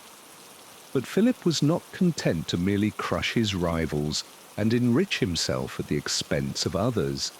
He was also responsible for one of the most shameful episodes in medieval French history, the expulsion of the Jews in 1306. Seeking to bolster his depleted treasury, Philip ordered the arrest of all Jews in his kingdom, seizing their property and assets and forcing them to leave the country under of death. It was a cruel and cynical move, one that uprooted entire communities and inflicted untold suffering on thousands of innocent people. But for Philip, it was simply another means to an end, a way to line his pockets and tighten his grip on power, no matter the human cost. As we reflect on the life and legacy of this most controversial of French kings, it's hard not to be struck by the sheer audacity of his actions. In an age when the Church reigned supreme and the power of kings was still constrained by feudal obligations, Philip IV stood out as a ruler who dared to challenge the established order and who almost always emerged victorious. But at what cost? The suppression of the Templars, the humiliation of the papacy, the expulsion of the Jews, These were not the acts of a just or benevolent ruler, but rather the desperate gambits of a man consumed by his own ambition and greed. In his quest for power and wealth, Philip IV left a trail of destruction and suffering in his wake, one that would cast a long shadow over the history of medieval France. As we continue our journey through the annals of controversial kings, we'll encounter more rulers like Philip, men who wielded their power with a ruthless and often reckless abandon, leaving behind a complicated and often troubling legacy. But perhaps none would match the sheer brutality and bloodshed of our next subject, a Castilian king whose cruelty knew no bounds and whose very name would become synonymous with terror and tyranny. Pedro I of Castile, known to history as Pedro the Cruel, was a king who seemed to revel in violence and mayhem. Born in 1334, he came to the throne at the tender age of 16. But any hopes that his youth might temper his ruthless streak were quickly dashed. From the very beginning of his reign, Pedro showed himself to be a ruler with a sadistic streak, one who took pleasure in the suffering of others. One of the most notorious episodes of Pedro's reign came early on when he ordered the execution of his own illegitimate half-brother, Alonso. The young prince had been a potential rival for the throne, and Pedro wasted no time in eliminating the threat. In a grisly display of brutality, Alonso was suffocated to death with a wet cloth, his lifeless body left to rot in a dungeon. But Pedro's cruelty was not reserved solely for his own family members. He was known to torture and execute his enemies with a sadistic glee, often in the most gruesome and painful ways imaginable. One of his favorite methods was to have his victims tied to a stake and shot with arrows, a slow and agonizing death that could take hours or even days. Pedro's reign was marked by constant warfare and conflict. As he sought to expand his territory and crush any opposition to his rule, he found himself embroiled in a long and bitter struggle with his half-brother, Henry of Tristamura, who sought to overthrow him and claim the throne for himself. In a twist of fate that seems almost too bizarre to be true, Pedro even managed to drag England into his conflict. He allied himself with the English during the early stages of the 100 Years' War, hoping to use their support to bolster his own position. But the alliance was short-lived, and Pedro soon found himself facing off against the very forces he had once counted as allies. Despite his brutality and his many enemies, Pedro managed to cling to power for nearly 2 decades. But his luck finally ran out in 1369 when he was cornered and killed by his half-brother Henry in a dramatic showdown at the castle of Montiel. In a fitting end for a king known for his cruelty, Pedro was stabbed to death by his own brother. His reign of terror finally brought to an end. But even in death, Pedro's legacy would prove to be a controversial one. For some, he was a tyrant and a monster, a king whose cruelty knew no bounds, and who left a trail of blood and destruction in his wake. But for others, he was a strong and decisive ruler, one who was willing to do whatever it took to maintain his grip on power and keep his enemies at bay.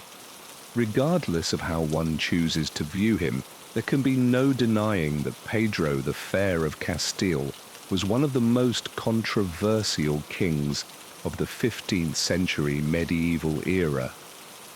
A ruler whose brutality and savagery would echo through the ages, forever cementing his place in the annals of history's most notorious monarchs. As we move on to our next subject, we find ourselves in the far reaches of northern Europe in the Kingdom of Sweden. There in the 16th century, another controversial king would make his mark on history, not through brutality and bloodshed, but through a reign marked by madness, paranoia, and delusions of grandeur. Eric XIV of Sweden was a king who seemed to have it all: good looks, intelligence, and a progressive mindset that set him apart from many of his contemporaries. But beneath the surface, Eric was a deeply troubled man, one whose grip on reality would slowly but surely unravel over the course of his reign. From the very beginning, there were signs that all was not well with the young king.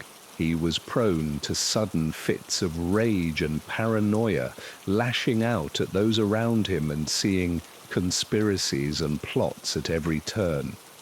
He became increasingly erratic and unpredictable, his behavior growing more and more bizarre with each passing year. One of the most famous episodes of Eric's reign came in 1567, when he launched an ill-fated campaign to win the hand of Elizabeth I of England in marriage. Despite being rebuffed by the English queen, Eric became convinced that she was secretly in love with him, and he grew increasingly obsessed with the idea of making her his bride. In a desperate attempt to win her favor, Eric began to shower Elizabeth with lavish gifts and love letters, pouring vast sums of money into the effort. He even went so far as to send a group of his most trusted advisors to England to plead his case in person, a move that backfired spectacularly when the delegation was promptly arrested and imprisoned by the English authorities. But Eric's delusions of grandeur were not limited to his romantic pursuits. He became increasingly convinced that he was a divine figure chosen by God to rule over Sweden and the world beyond. He began to style himself as a prophet and a visionary, claiming to receive messages and visions from on high. As his behavior grew more and more erratic, those around Eric began to fear for his sanity and for the stability of the kingdom itself. In 1568, a group of nobles led by his own brother John staged a coup, forcing Eric to abdicate the throne and imprisoning him in a castle. For the next 9 years, Eric would languish in captivity, his once brilliant mind slowly unraveling in the darkness of his cell. He became convinced that he was being poisoned by his captives, and he began to suffer from hallucinations and delusions that grew more and more vivid with each passing day. In the end, Eric's fears of poisoning would prove to be all too prescient. In 1577, he died in his cell, likely from arsenic poisoning at the hands of his own brother. A fitting end for a king whose reign had been marked by madness and paranoia from the very beginning. As we reflect on the life and legacy of Eric XIV, it's hard not to be struck by the tragedy of his story.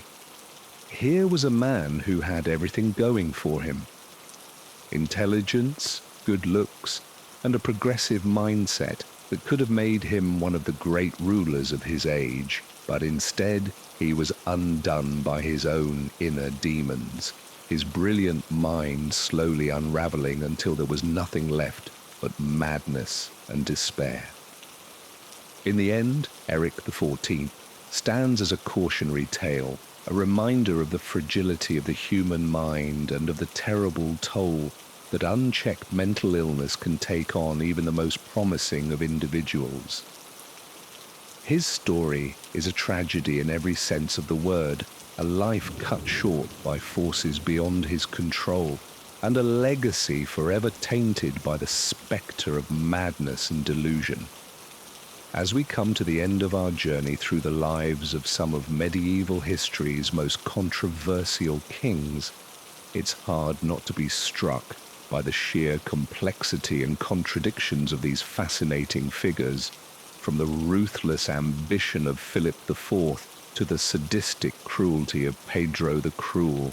from the reckless defiance of John Lackland to the tragic madness of Eric XIV. These were men who left an indelible mark on their times, for better or for worse. In many ways, the stories of these kings serve as a reminder of the incredible power and influence that medieval monarchs wielded over their subjects, and of the often dire consequences that could result when that power was abused or misused. These were men who held the fate of entire nations in their hands, whose whims and desires could mean the difference between life and death for countless thousands of people. And yet, for all their power and influence, these kings were also deeply human, flawed, fallible, and often driven by the same desires and weaknesses that afflict us all. In their triumphs and their failures, their brilliance and their madness, they serve as a reminder of the incredible complexity of the human experience and of the enduring fascination that we hold for those who have shaped the course of history. As we look back on the lives of these controversial kings, it's important to remember that their stories are not just tales of individual triumph or tragedy, but rather part of a much larger tapestry, a complex web of political, social, and cultural forces that shaped the course of medieval Europe and beyond. In the end, these kings were as much products of their times as they were shapers of them. Born into a world of incredible change and upheaval and forced to navigate the treacherous currents of power and ambition that swirled around them.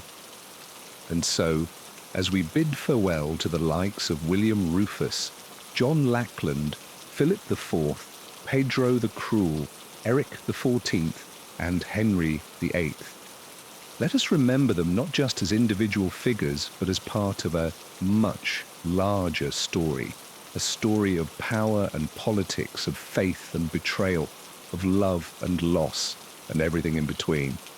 For in the end, it is through the lives of these kings and the countless others who came before and after them that we can begin to understand the rich and endlessly fascinating history of the medieval world in all its complexity and contradictions. As we drift off to sleep, let us carry with us a newfound appreciation for the incredible stories and personalities that have shaped our world, and a renewed sense of wonder at the enduring power of history to captivate, inspire, and transform us all. For in the end, it is through the study of the past that we can begin to make sense of the present and to dream of a future that is brighter, bolder, and more beautiful than anything that has come before.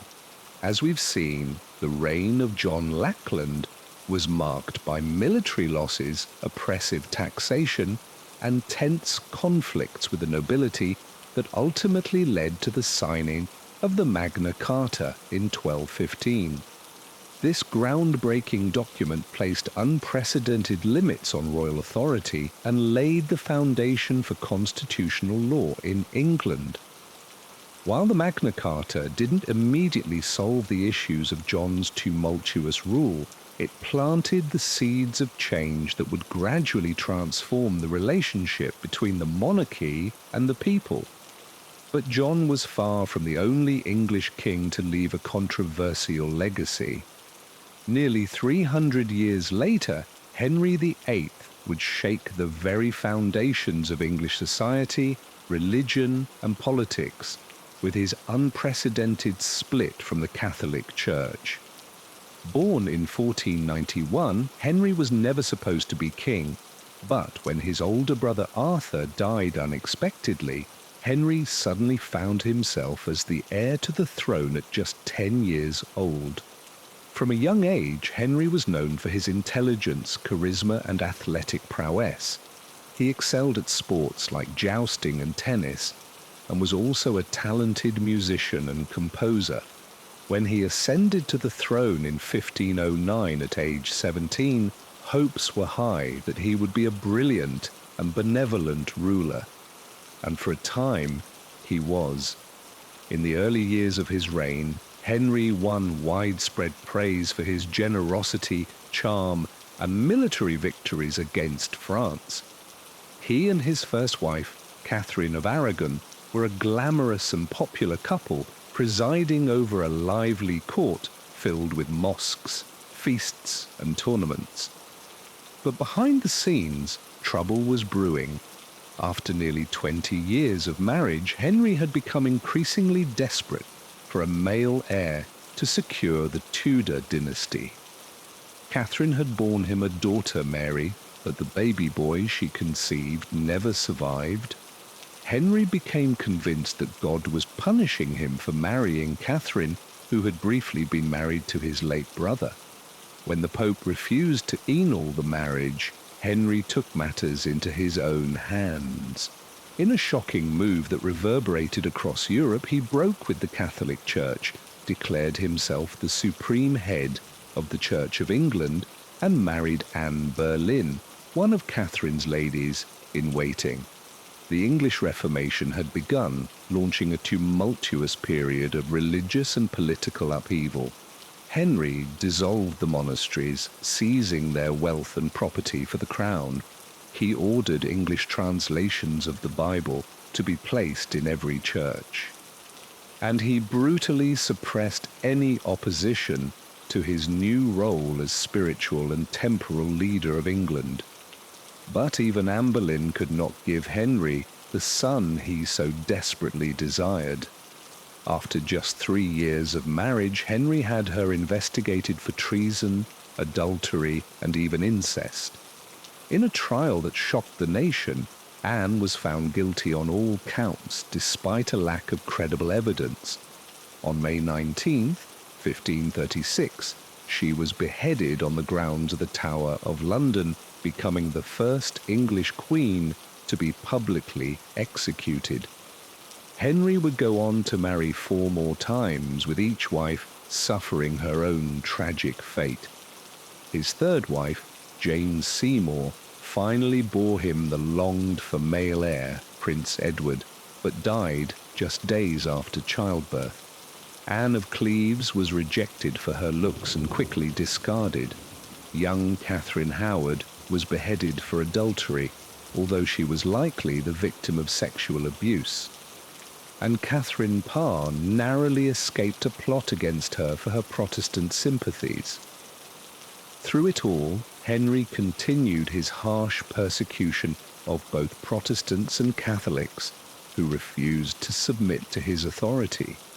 Scores were executed for heresy, including his longtime friend and advisor, Thomas More. The dissolution of the monasteries led to widespread poverty and unrest, and Henry's lavish spending and costly foreign wars drained the royal treasury, forcing him to debase the currency. By the time Henry VIII died in 1547, he had transformed England forever. The Protestant Reformation was firmly entrenched, even if his young son, Edward V, would take it in an even more radically Protestant direction. The monarchy had assumed unprecedented power over religious and political life, and the excesses and instability of Henry's reign foreshadowed the struggles that would eventually lead to the English Civil War. Today, Henry VIII is remembered as one of the most consequential and controversial kings in English history. A man of great appetites and ambition who let nothing stand in the way of his desire for power, pleasure, and progeny. His legacy endures in the Anglican Church, the splendor of his many palaces, and the lurid tales of his 6 marriages that have captured the popular imagination for centuries. As we reflect on the tumultuous lives and shocking deeds of medieval kings like Henry VIII, it's hard not to be struck by the strange mix of brutality and brilliance that characterized so many of their reigns. On the one hand, these men wielded enormous power and prestige, shaping the course of history through their policies, conquests, and patronage of the arts and sciences. But on the other hand, they were often driven by their own unchecked desires and delusions, leaving a trail of bloodshed, scandal, and tyranny in their wake. Perhaps more than anything, the stories of these controversial kings remind us of the age-old adage that absolute power corrupts absolutely. In an era when monarchs were answerable to no one but God, the temptation to abuse that power was ever present. And yet, even in their worst excesses, these kings also embody the vibrant, colourful, and often bizarre spirit of the Middle Ages. A time when life was often nasty, brutish, and short, but never dull. As we've seen throughout this journey into the lives of the most controversial kings of the medieval world. These were men who loomed larger than life, casting long shadows over their own times and far beyond. From the alleged homosexuality of William Rufus to the murderous cruelty of Pedro the Cruel. From the religious fanaticism of Philip IV to the madness of Eric I, 14th. Each of these kings left an indelible mark on the history and culture of Europe. Their stories are by terms tragic, farcical, shocking, and strangely relatable, offering a window into a world that can seem at once utterly alien and surprisingly familiar. For all their flaws and foibles, these kings were still human beings grappling with the same fundamental questions of power, love, faith, and mortality that have haunted humanity since the dawn of time. Perhaps that is why their stories continue to fascinate us to this day, providing endless fodder for books, films, plays, and television shows. In a world that can often seem hopelessly complex and impersonal, there is something oddly comforting about looking back on a time when the fate of nations could turn on the whims of a single, fallible individual. And so as we come to the end of our journey through the lives of the most controversial kings of the Middle Ages, let us take a moment to marvel at the sheer scope and strangeness of the human experience. For all the progress we have made since those distant days, we are still the same species that produce both the soaring cathedrals of Chartres and the bloody fields of Agenor, the sublime poetry of Dante, and the diabolical tortures of the Inquisition. In the end, perhaps the most enduring lesson of the Middle Ages is simply this, that even in the darkest and most turbulent of times, the human spirit remains an indomitable force, capable of both breathtaking beauty and unfathomable cruelty. And as we drift off to sleep, let us dream of a world in which the better angels of our nature may yet prevail, guiding us toward a future of greater wisdom, compassion, and peace. Good night and sweet dreams. Philip IV's ruthlessness extended beyond the Knights Templar to his own subjects. In 1306, he abruptly expelled all Jews from France, giving them mere months to flee and seizing their property and assets left behind. This devastating decree uprooted thousands who had called France home for generations. Many Jewish families were forced to sell their belongings for a pittance before fleeing to surrounding nations. The lucky ones found refuge in regions like Provence and Roussillon, which were not yet under direct French rule. But for the rest, the expulsion meant leaving behind everything they knew and starting over in foreign lands. The official justification for the expulsion was that the Jews were guilty of usury or lending money at high interest rates. However, this was a common anti-Semitic trope in medieval Europe, and the real motivations were likely far more cynical. By seizing Jewish property and wealth, Philip could line his own coffers and curry favor with the nobility and rising merchant class. The expulsion of the Jews was a demonstration of Philip's willingness to target vulnerable groups for his own gain. It was part of a larger pattern of persecution and scapegoating that would come to define his reign. From the Knights Templar to religious minorities, no one was safe from the French king's avarice and intolerance. The impact of the expulsion was devastating for French Jews. Some historians estimate that over 100,000 were forced to flee, though the true number is difficult to determine. Many faced violence, theft, and extortion as they made their way out of the country. Families were separated, communities broken apart, and centuries of Jewish history and culture were lost. The expulsion also had economic repercussions for France itself. Jews had played a significant role in banking, trade, and skilled crafts. Their abrupt departure disrupted commercial activities and left many nobles and merchants scrambling to fill the gaps. Some historians argue that this contributed to the economic instability that would plague France in the coming decades.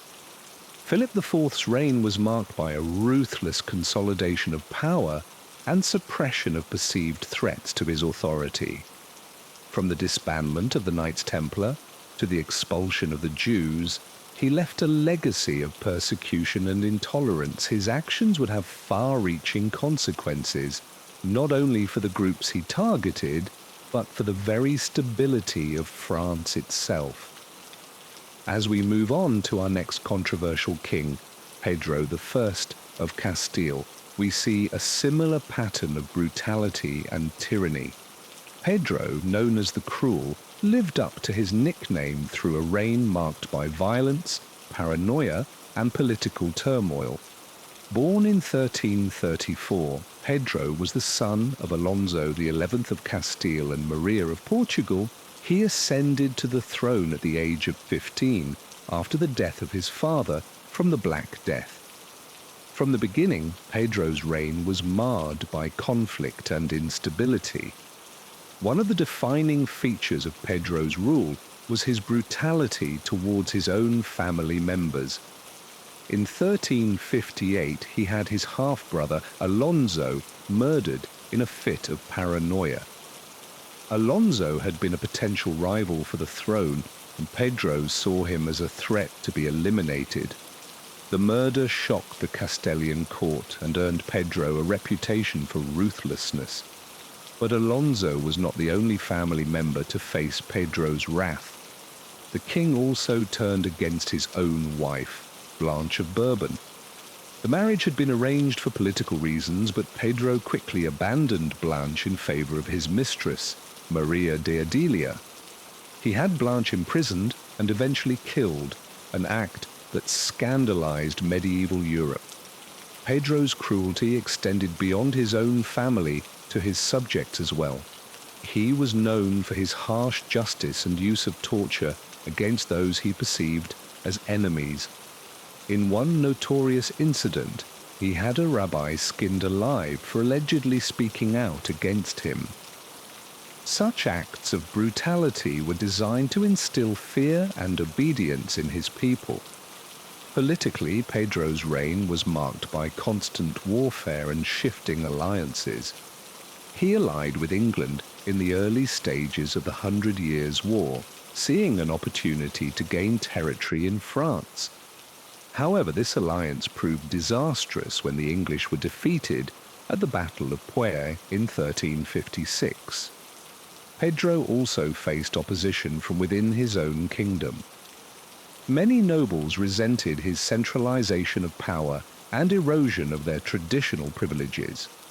In 1366, a group of rebels led by Pedro's half-brother Henry of Tristamura launched a civil war to overthrow him. The conflict would drag on for years, with Pedro eventually seeking aid from England once again. In a twist of fate, it was Henry who would ultimately emerge victorious. In 1369, with the backing of the French, he defeated Pedro's forces and claimed the Castilian throne for himself. Pedro was forced to flee, seeking refuge with his ally, the Black Prince of England. But even in exile, Pedro could not escape his violent end. In 1369, he was lured to a meeting with Henry under the guise of reconciliation. There in the castle of Montiel, he was stabbed to death by his half-brother, ending his bloody and tumultuous reign. The lurid details of Pedro's assassination only added to his notorious reputation. According to some accounts, he was found in his bedchamber with his mistress when Henry's men burst in.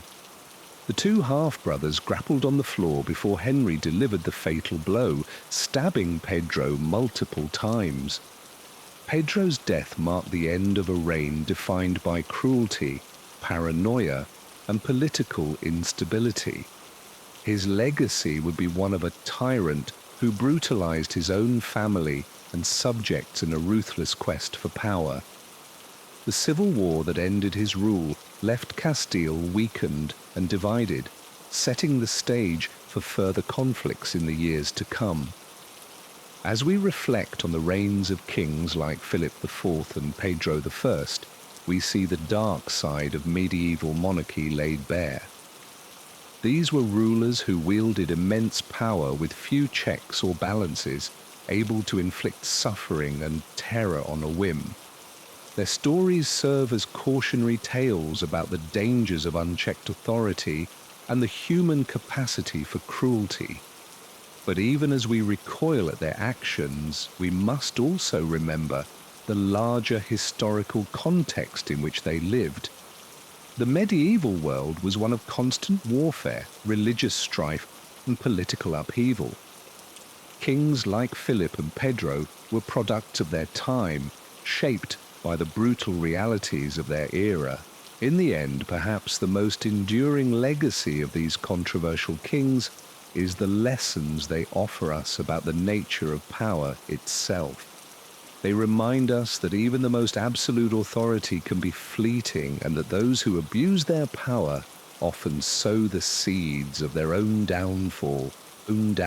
As we continue to grapple with questions of leadership and governance in our own time, the stories of these medieval rulers continue to resonate, offering both warning and insight into the complexities of the human condition. Our journey through the annals of controversial kings now takes us to the tumultuous realm of 16th century Sweden and the enigmatic figure of Eric XIV. Born in 1533, Eric was the eldest son of Gustav I, the king who had established the Vasa dynasty and broken Sweden's ties with the Catholic Church. From an early age, Eric was groomed for leadership, receiving a humanist education and exposure to the arts of governance. He was known for his intelligence and cultural refinement, with a particular passion for music and architecture. But beneath this cultured exterior lay a complex and troubled psyche. As he ascended to the throne in 1560, Eric brought a mix of progressive ideas and personal instability to his reign. He sought to modernize Sweden's economy and military, investing in new technologies like the musket and promoting trade with England and the Dutch Republic. He also pursued an ambitious foreign policy, seeking to expand Swedish influence in the Baltic region. But even as he implemented these forward-thinking policies, Eric's rule was plagued by his own paranoia and delusions. He became increasingly convinced that he was surrounded by conspirators and enemies, seeing threats in even his closest advisors and family members. One of the most bizarre episodes of Eric's reign was his elaborate courtship of Elizabeth I of England. The Swedish king became fixated on the idea of marrying the Virgin Queen, seeing it as a way to secure a powerful ally and boost his own prestige. He bombarded Elizabeth with letters and gifts, even commissioning a lavish portrait of himself to send to her court. But Elizabeth, ever the shrewd political operator, kept Eric at arm's length. She entertained his overtures, but never committed to a marriage, using the prospect as a bargaining chip in her diplomatic maneuverings. For Eric, the rejection was a bitter blow to his ego and a source of deep embarrassment. As his reign wore on, Eric's behavior grew increasingly erratic and violent. He became prone to fits of rage and paranoia, lashing out at those around him.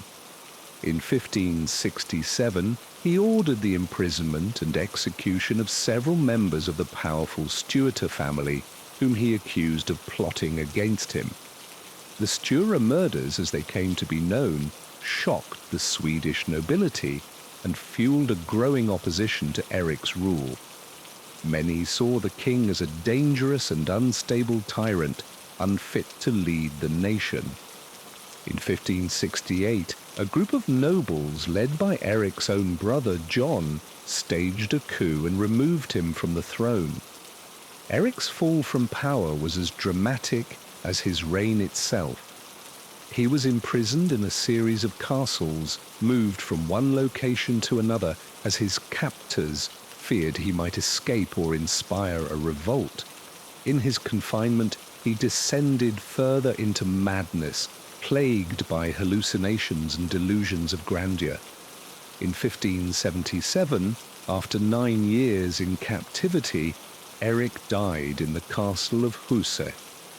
The official cause of death was listed as dysentery, but rumors swirled that he had been poisoned on the orders of his brother, now King John III. The true circumstances of his demise remain a mystery to this day. Eric I, 14th's reign was a study in contrasts, a forward-thinking monarch undone by his own paranoia and instability. His story reminds us of the precariousness of power in the medieval world, where even the most promising rulers could fall victim to their own demons and the machinations of their rivals. As we reflect on Eric's tragic tale, we are reminded of the heavy burden of leadership in any era. The pressures of power can warp even the most brilliant minds, turning visionaries into tyrants and reformers into madmen. It is a cautionary tale about the dangers of unchecked authority and the fragility of the human psyche. But even in his downfall, Eric XIV remains a fascinating figure, a man ahead of his time in many ways, yet ultimately consumed by his own flaws and fears. His legacy is one of both promise and tragedy, a reminder of the complexities and contradictions that define the human experience. From the icy forests of Sweden, our journey through the annals of controversial kings now takes us to the foggy shores of medieval England and the infamous reign of John, known to history as Lackland. Born in 1166, John was the youngest son of King Henry II, a man whose own legacy was marred by scandal and family strife. Unlike his older brothers, John was not originally groomed for kingship. His nickname, Lackland, referred to his lack of inheritance, as his father had already divided his territories among his elder sons. But fate would intervene in John's favour, or perhaps, as some would argue, to England's great misfortune. John's path to the throne was paved with tragedy and treachery. His older brother, Richard the Lion He Heart, died without an heir in 1999, leaving John as the next in line. But many of the English nobles preferred John's nephew, Arthur of Brittany, seeing him as a more legitimate claimant. The ensuing power struggle would come to define John's early reign. In 1203, Arthur was captured by John's forces and mysteriously disappeared soon after, with rumours swirling that John had ordered his murder.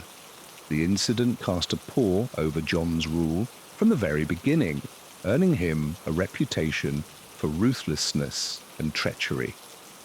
As king, John faced a host of challenges and controversies. He clashed repeatedly with the English barons who resented his heavy-handed rule and attempts to curtail their traditional privileges. He also feuded with the powerful Pope Innocent III, who sought to assert the Church's authority over the English crown. The defining moment of John's reign came in 1215 when a group of rebel barons forced him to sign the Magna Carta, a document that would become a cornerstone of English law and a symbol of the limits on royal power. The Charter guaranteed certain rights and freedoms to the nobility and the Church, and established the principle that even the king was subject to the rule of law. But John had no intention of abiding by the Magna Carta's terms. He immediately appealed to the Pope to annul the document, setting off a renewed round of conflict with the barons. The years that followed were marked by civil war and political turmoil, as John sought to reassert his authority and crush his opponents. On the military front, John suffered a series of humiliating defeats. He lost a major campaign in France, ceding the region of Normandy to the French crown. The defeat was a blow to both John's prestige and England's coffers, as Normandy had been a major source of revenue for the English monarchy. John's reign was also marred by personal scandal and tragedy. In 1216, his beloved son and heir, Henry, died suddenly at the age of 9. John himself would follow just a year later, succumbing to dysentery while on campaign against the rebel barons. In the centuries that followed, John's reputation would only sink further. He was remembered as a cruel and petty tyrant, a man who had squandered England's wealth and prestige through his own incompetence and vanity. The legendary tale of his losing the crown jewels in a swamp only added to his image as a hapless and foolish ruler. But for all his flaws and failures, John's reign also marked a turning point in English history. The Magna Carta, though initially a dead letter, would go on to inspire generations of reformers and revolutionaries, becoming a symbol of the fight against tyranny and oppression. In a sense, John's legacy is one of unintended consequences. His misrule and abuses of power helped to galvanize opposition to the monarchy and spur the development of English common law and parliamentary government. Without John, there might have been no Magna Carta, no Bill of Rights, no tradition of limited government and individual liberty. Of course, none of this was John's intention. He remained, to the end, a man consumed by his own greed and insecurity, a cautionary tale of the dangers of unchecked power. But in the long arc of history, even the most flawed and controversial figures can play a role in shaping the course of events. As we ponder John's legacy, we are reminded of the complex and often contradictory nature of human history. The same figures who cause great harm and suffering can also, through their very failures, help to spur progress and change. It is a reminder that even in the darkest chapters of the past, there are glimmers of hope and possibility. And so we come to the end of our journey through the lives of some of the most controversial kings in medieval history. From the icy north of Sweden to the sun-drenched plains of Castile, from the intrigue-filled courts of France to the blood-soaked battlefields of England, we have seen the many faces of power and ambition, cruelty and madness. These kings were men of their time, shaped by the harsh realities of the medieval world. They lived in an age of constant warfare and religious strife, of plagues and famines and social upheaval. In such a world, power was often wielded with a heavy hand, and the line between greatness and infamy was razor thin. But even as we recoil at the abuses and excesses of these rulers, we must also seek to understand them in their historical context. They were products of a society that valued strength and ruthlessness, that saw the monarch as the embodiment of divine right and absolute authority.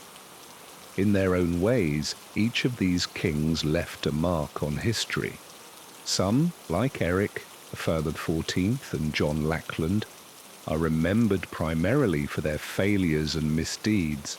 Others, like Philip IV and Henry VIII, are more complex figures, men who combined great vision with great cruelty, who reshaped their kingdoms even as they unleashed chaos and suffering. Perhaps the most enduring lesson of these controversial reigns is the danger of unchecked power. When kings are able to rule with impunity, when there are no constraints on their authority or their appetites, the results are often disastrous.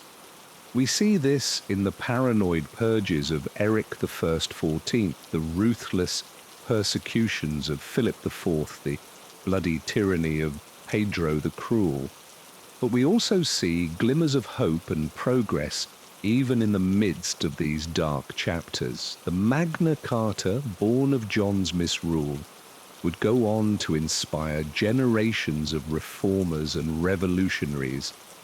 The Protestant Reformation, sparked in part by Henry VIII's break with Rome, would reshape the religious and political landscape of Europe.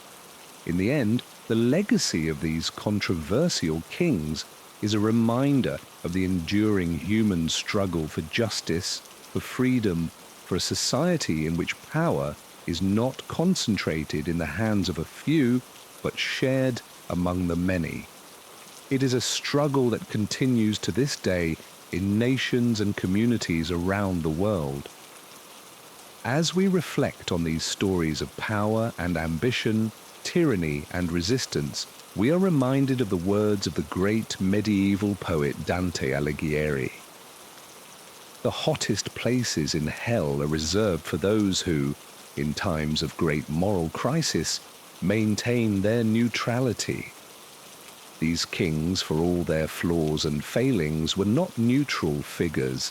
They shaped the course of history for good and for ill. They remind us of the heavy burden of leadership, the temptations and perils of power, the fragility of even the mightiest thrones. And so, as we drift off to sleep, let us ponder the lessons of these controversial reigns. Let us seek. Of course, not all kings in the Middle Ages were quite so controversial or despised. Take, for example, Louis IX of France, better known as Saint Louis. He was a pious and just ruler renowned for his fairness, integrity, and devotion to the Catholic Church. During his reign in the 13th century, Louis IX went to great lengths to root out corruption and deliver righteous verdicts in court cases. He was known to sit under an oak tree to hear the complaints of his subjects directly, making himself accessible to the common people in an unprecedented way for a monarch. Louis IX also had a reputation as a peacemaker, working to resolve conflicts with other rulers through diplomacy rather than warfare whenever possible. He even voluntarily returned some conquered territories to England's Henry III as a gesture of goodwill and fairness. However, Louis IX's deep religiosity also drove him to take a hard line against Jews and heretics in his kingdom. He ordered the burning of Jewish texts, required Jews to wear identifying badges, and supported the Inquisition in France. But perhaps Louis IX is best remembered for leading the 7th and 8th Crusades to the Holy Land. Seen as the ideal Christian king, Louis was deeply committed to the crusading movement. After vowing to go on crusade if he recovered from a serious illness, Louis set out for Egypt in 1248 to strike at the heart of Muslim power. However, his military campaign was a disaster. Louis was defeated in battle, captured, and had to be ransomed for a huge sum. Undeterred, he attempted another crusade in 1270, this time targeting Tunis. But the expedition was again a failure, and Luisi himself died of dysentery in the sweltering North African heat. Despite the disastrous outcome of his crusades, Louis IX was revered for his piety and selfless devotion to what he saw as a holy cause. He fasted, prayed intensely, and performed acts of charity and humility, such as washing the feet of the poor. Chroniclers marveled at his religiosity and uprightness, which stood in stark contrast to many of his less scrupulous royal contemporaries. Louis IX was canonized as a saint in 1297 by Pope Boniface VII, cementing his legacy as the ideal Christian monarch. The cult of St. Louis flourished in the centuries that followed, with his reign seen as a golden age of justice, chivalry, and righteousness. But in many ways, Louis IX was an outlier among medieval monarchs, the exception that proved the rule.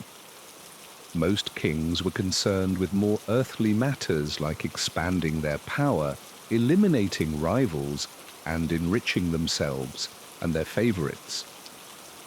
Indeed, the reigns of controversial kings, like those we've explored in this program, were in many ways closer to the norm in the Middle Ages. The medieval period was a time of immense instability and shifting power dynamics when kings ruled absolutely and often violently.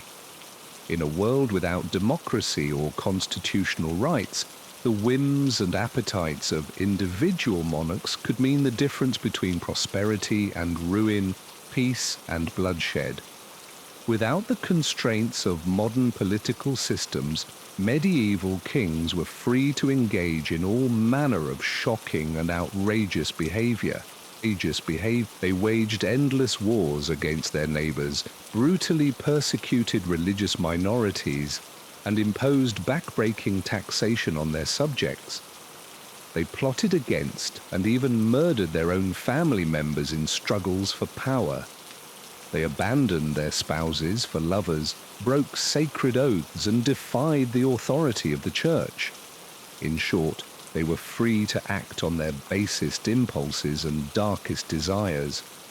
Of course, this is not to say that all medieval monarchs were bloodthirsty tyrants or debauched libertines. History has judged some like Louis IX to be saintly and just rulers, and even the most controversial kings had their moments of mercy and goodwill. But what's undeniable is that the medieval period was a time of extremes when the unchecked power of kings led to some of the most shocking and dramatic episodes in European history. In a world so radically different from our own, it can be hard to understand the mindset and motivations of medieval monarchs. They lived in a time of constant warfare, religious fervor, and superstition when life was often brutish and short. In such an unforgiving milieu, perhaps it's no wonder that so many kings resorted to ruthlessness and depravity to survive and succeed.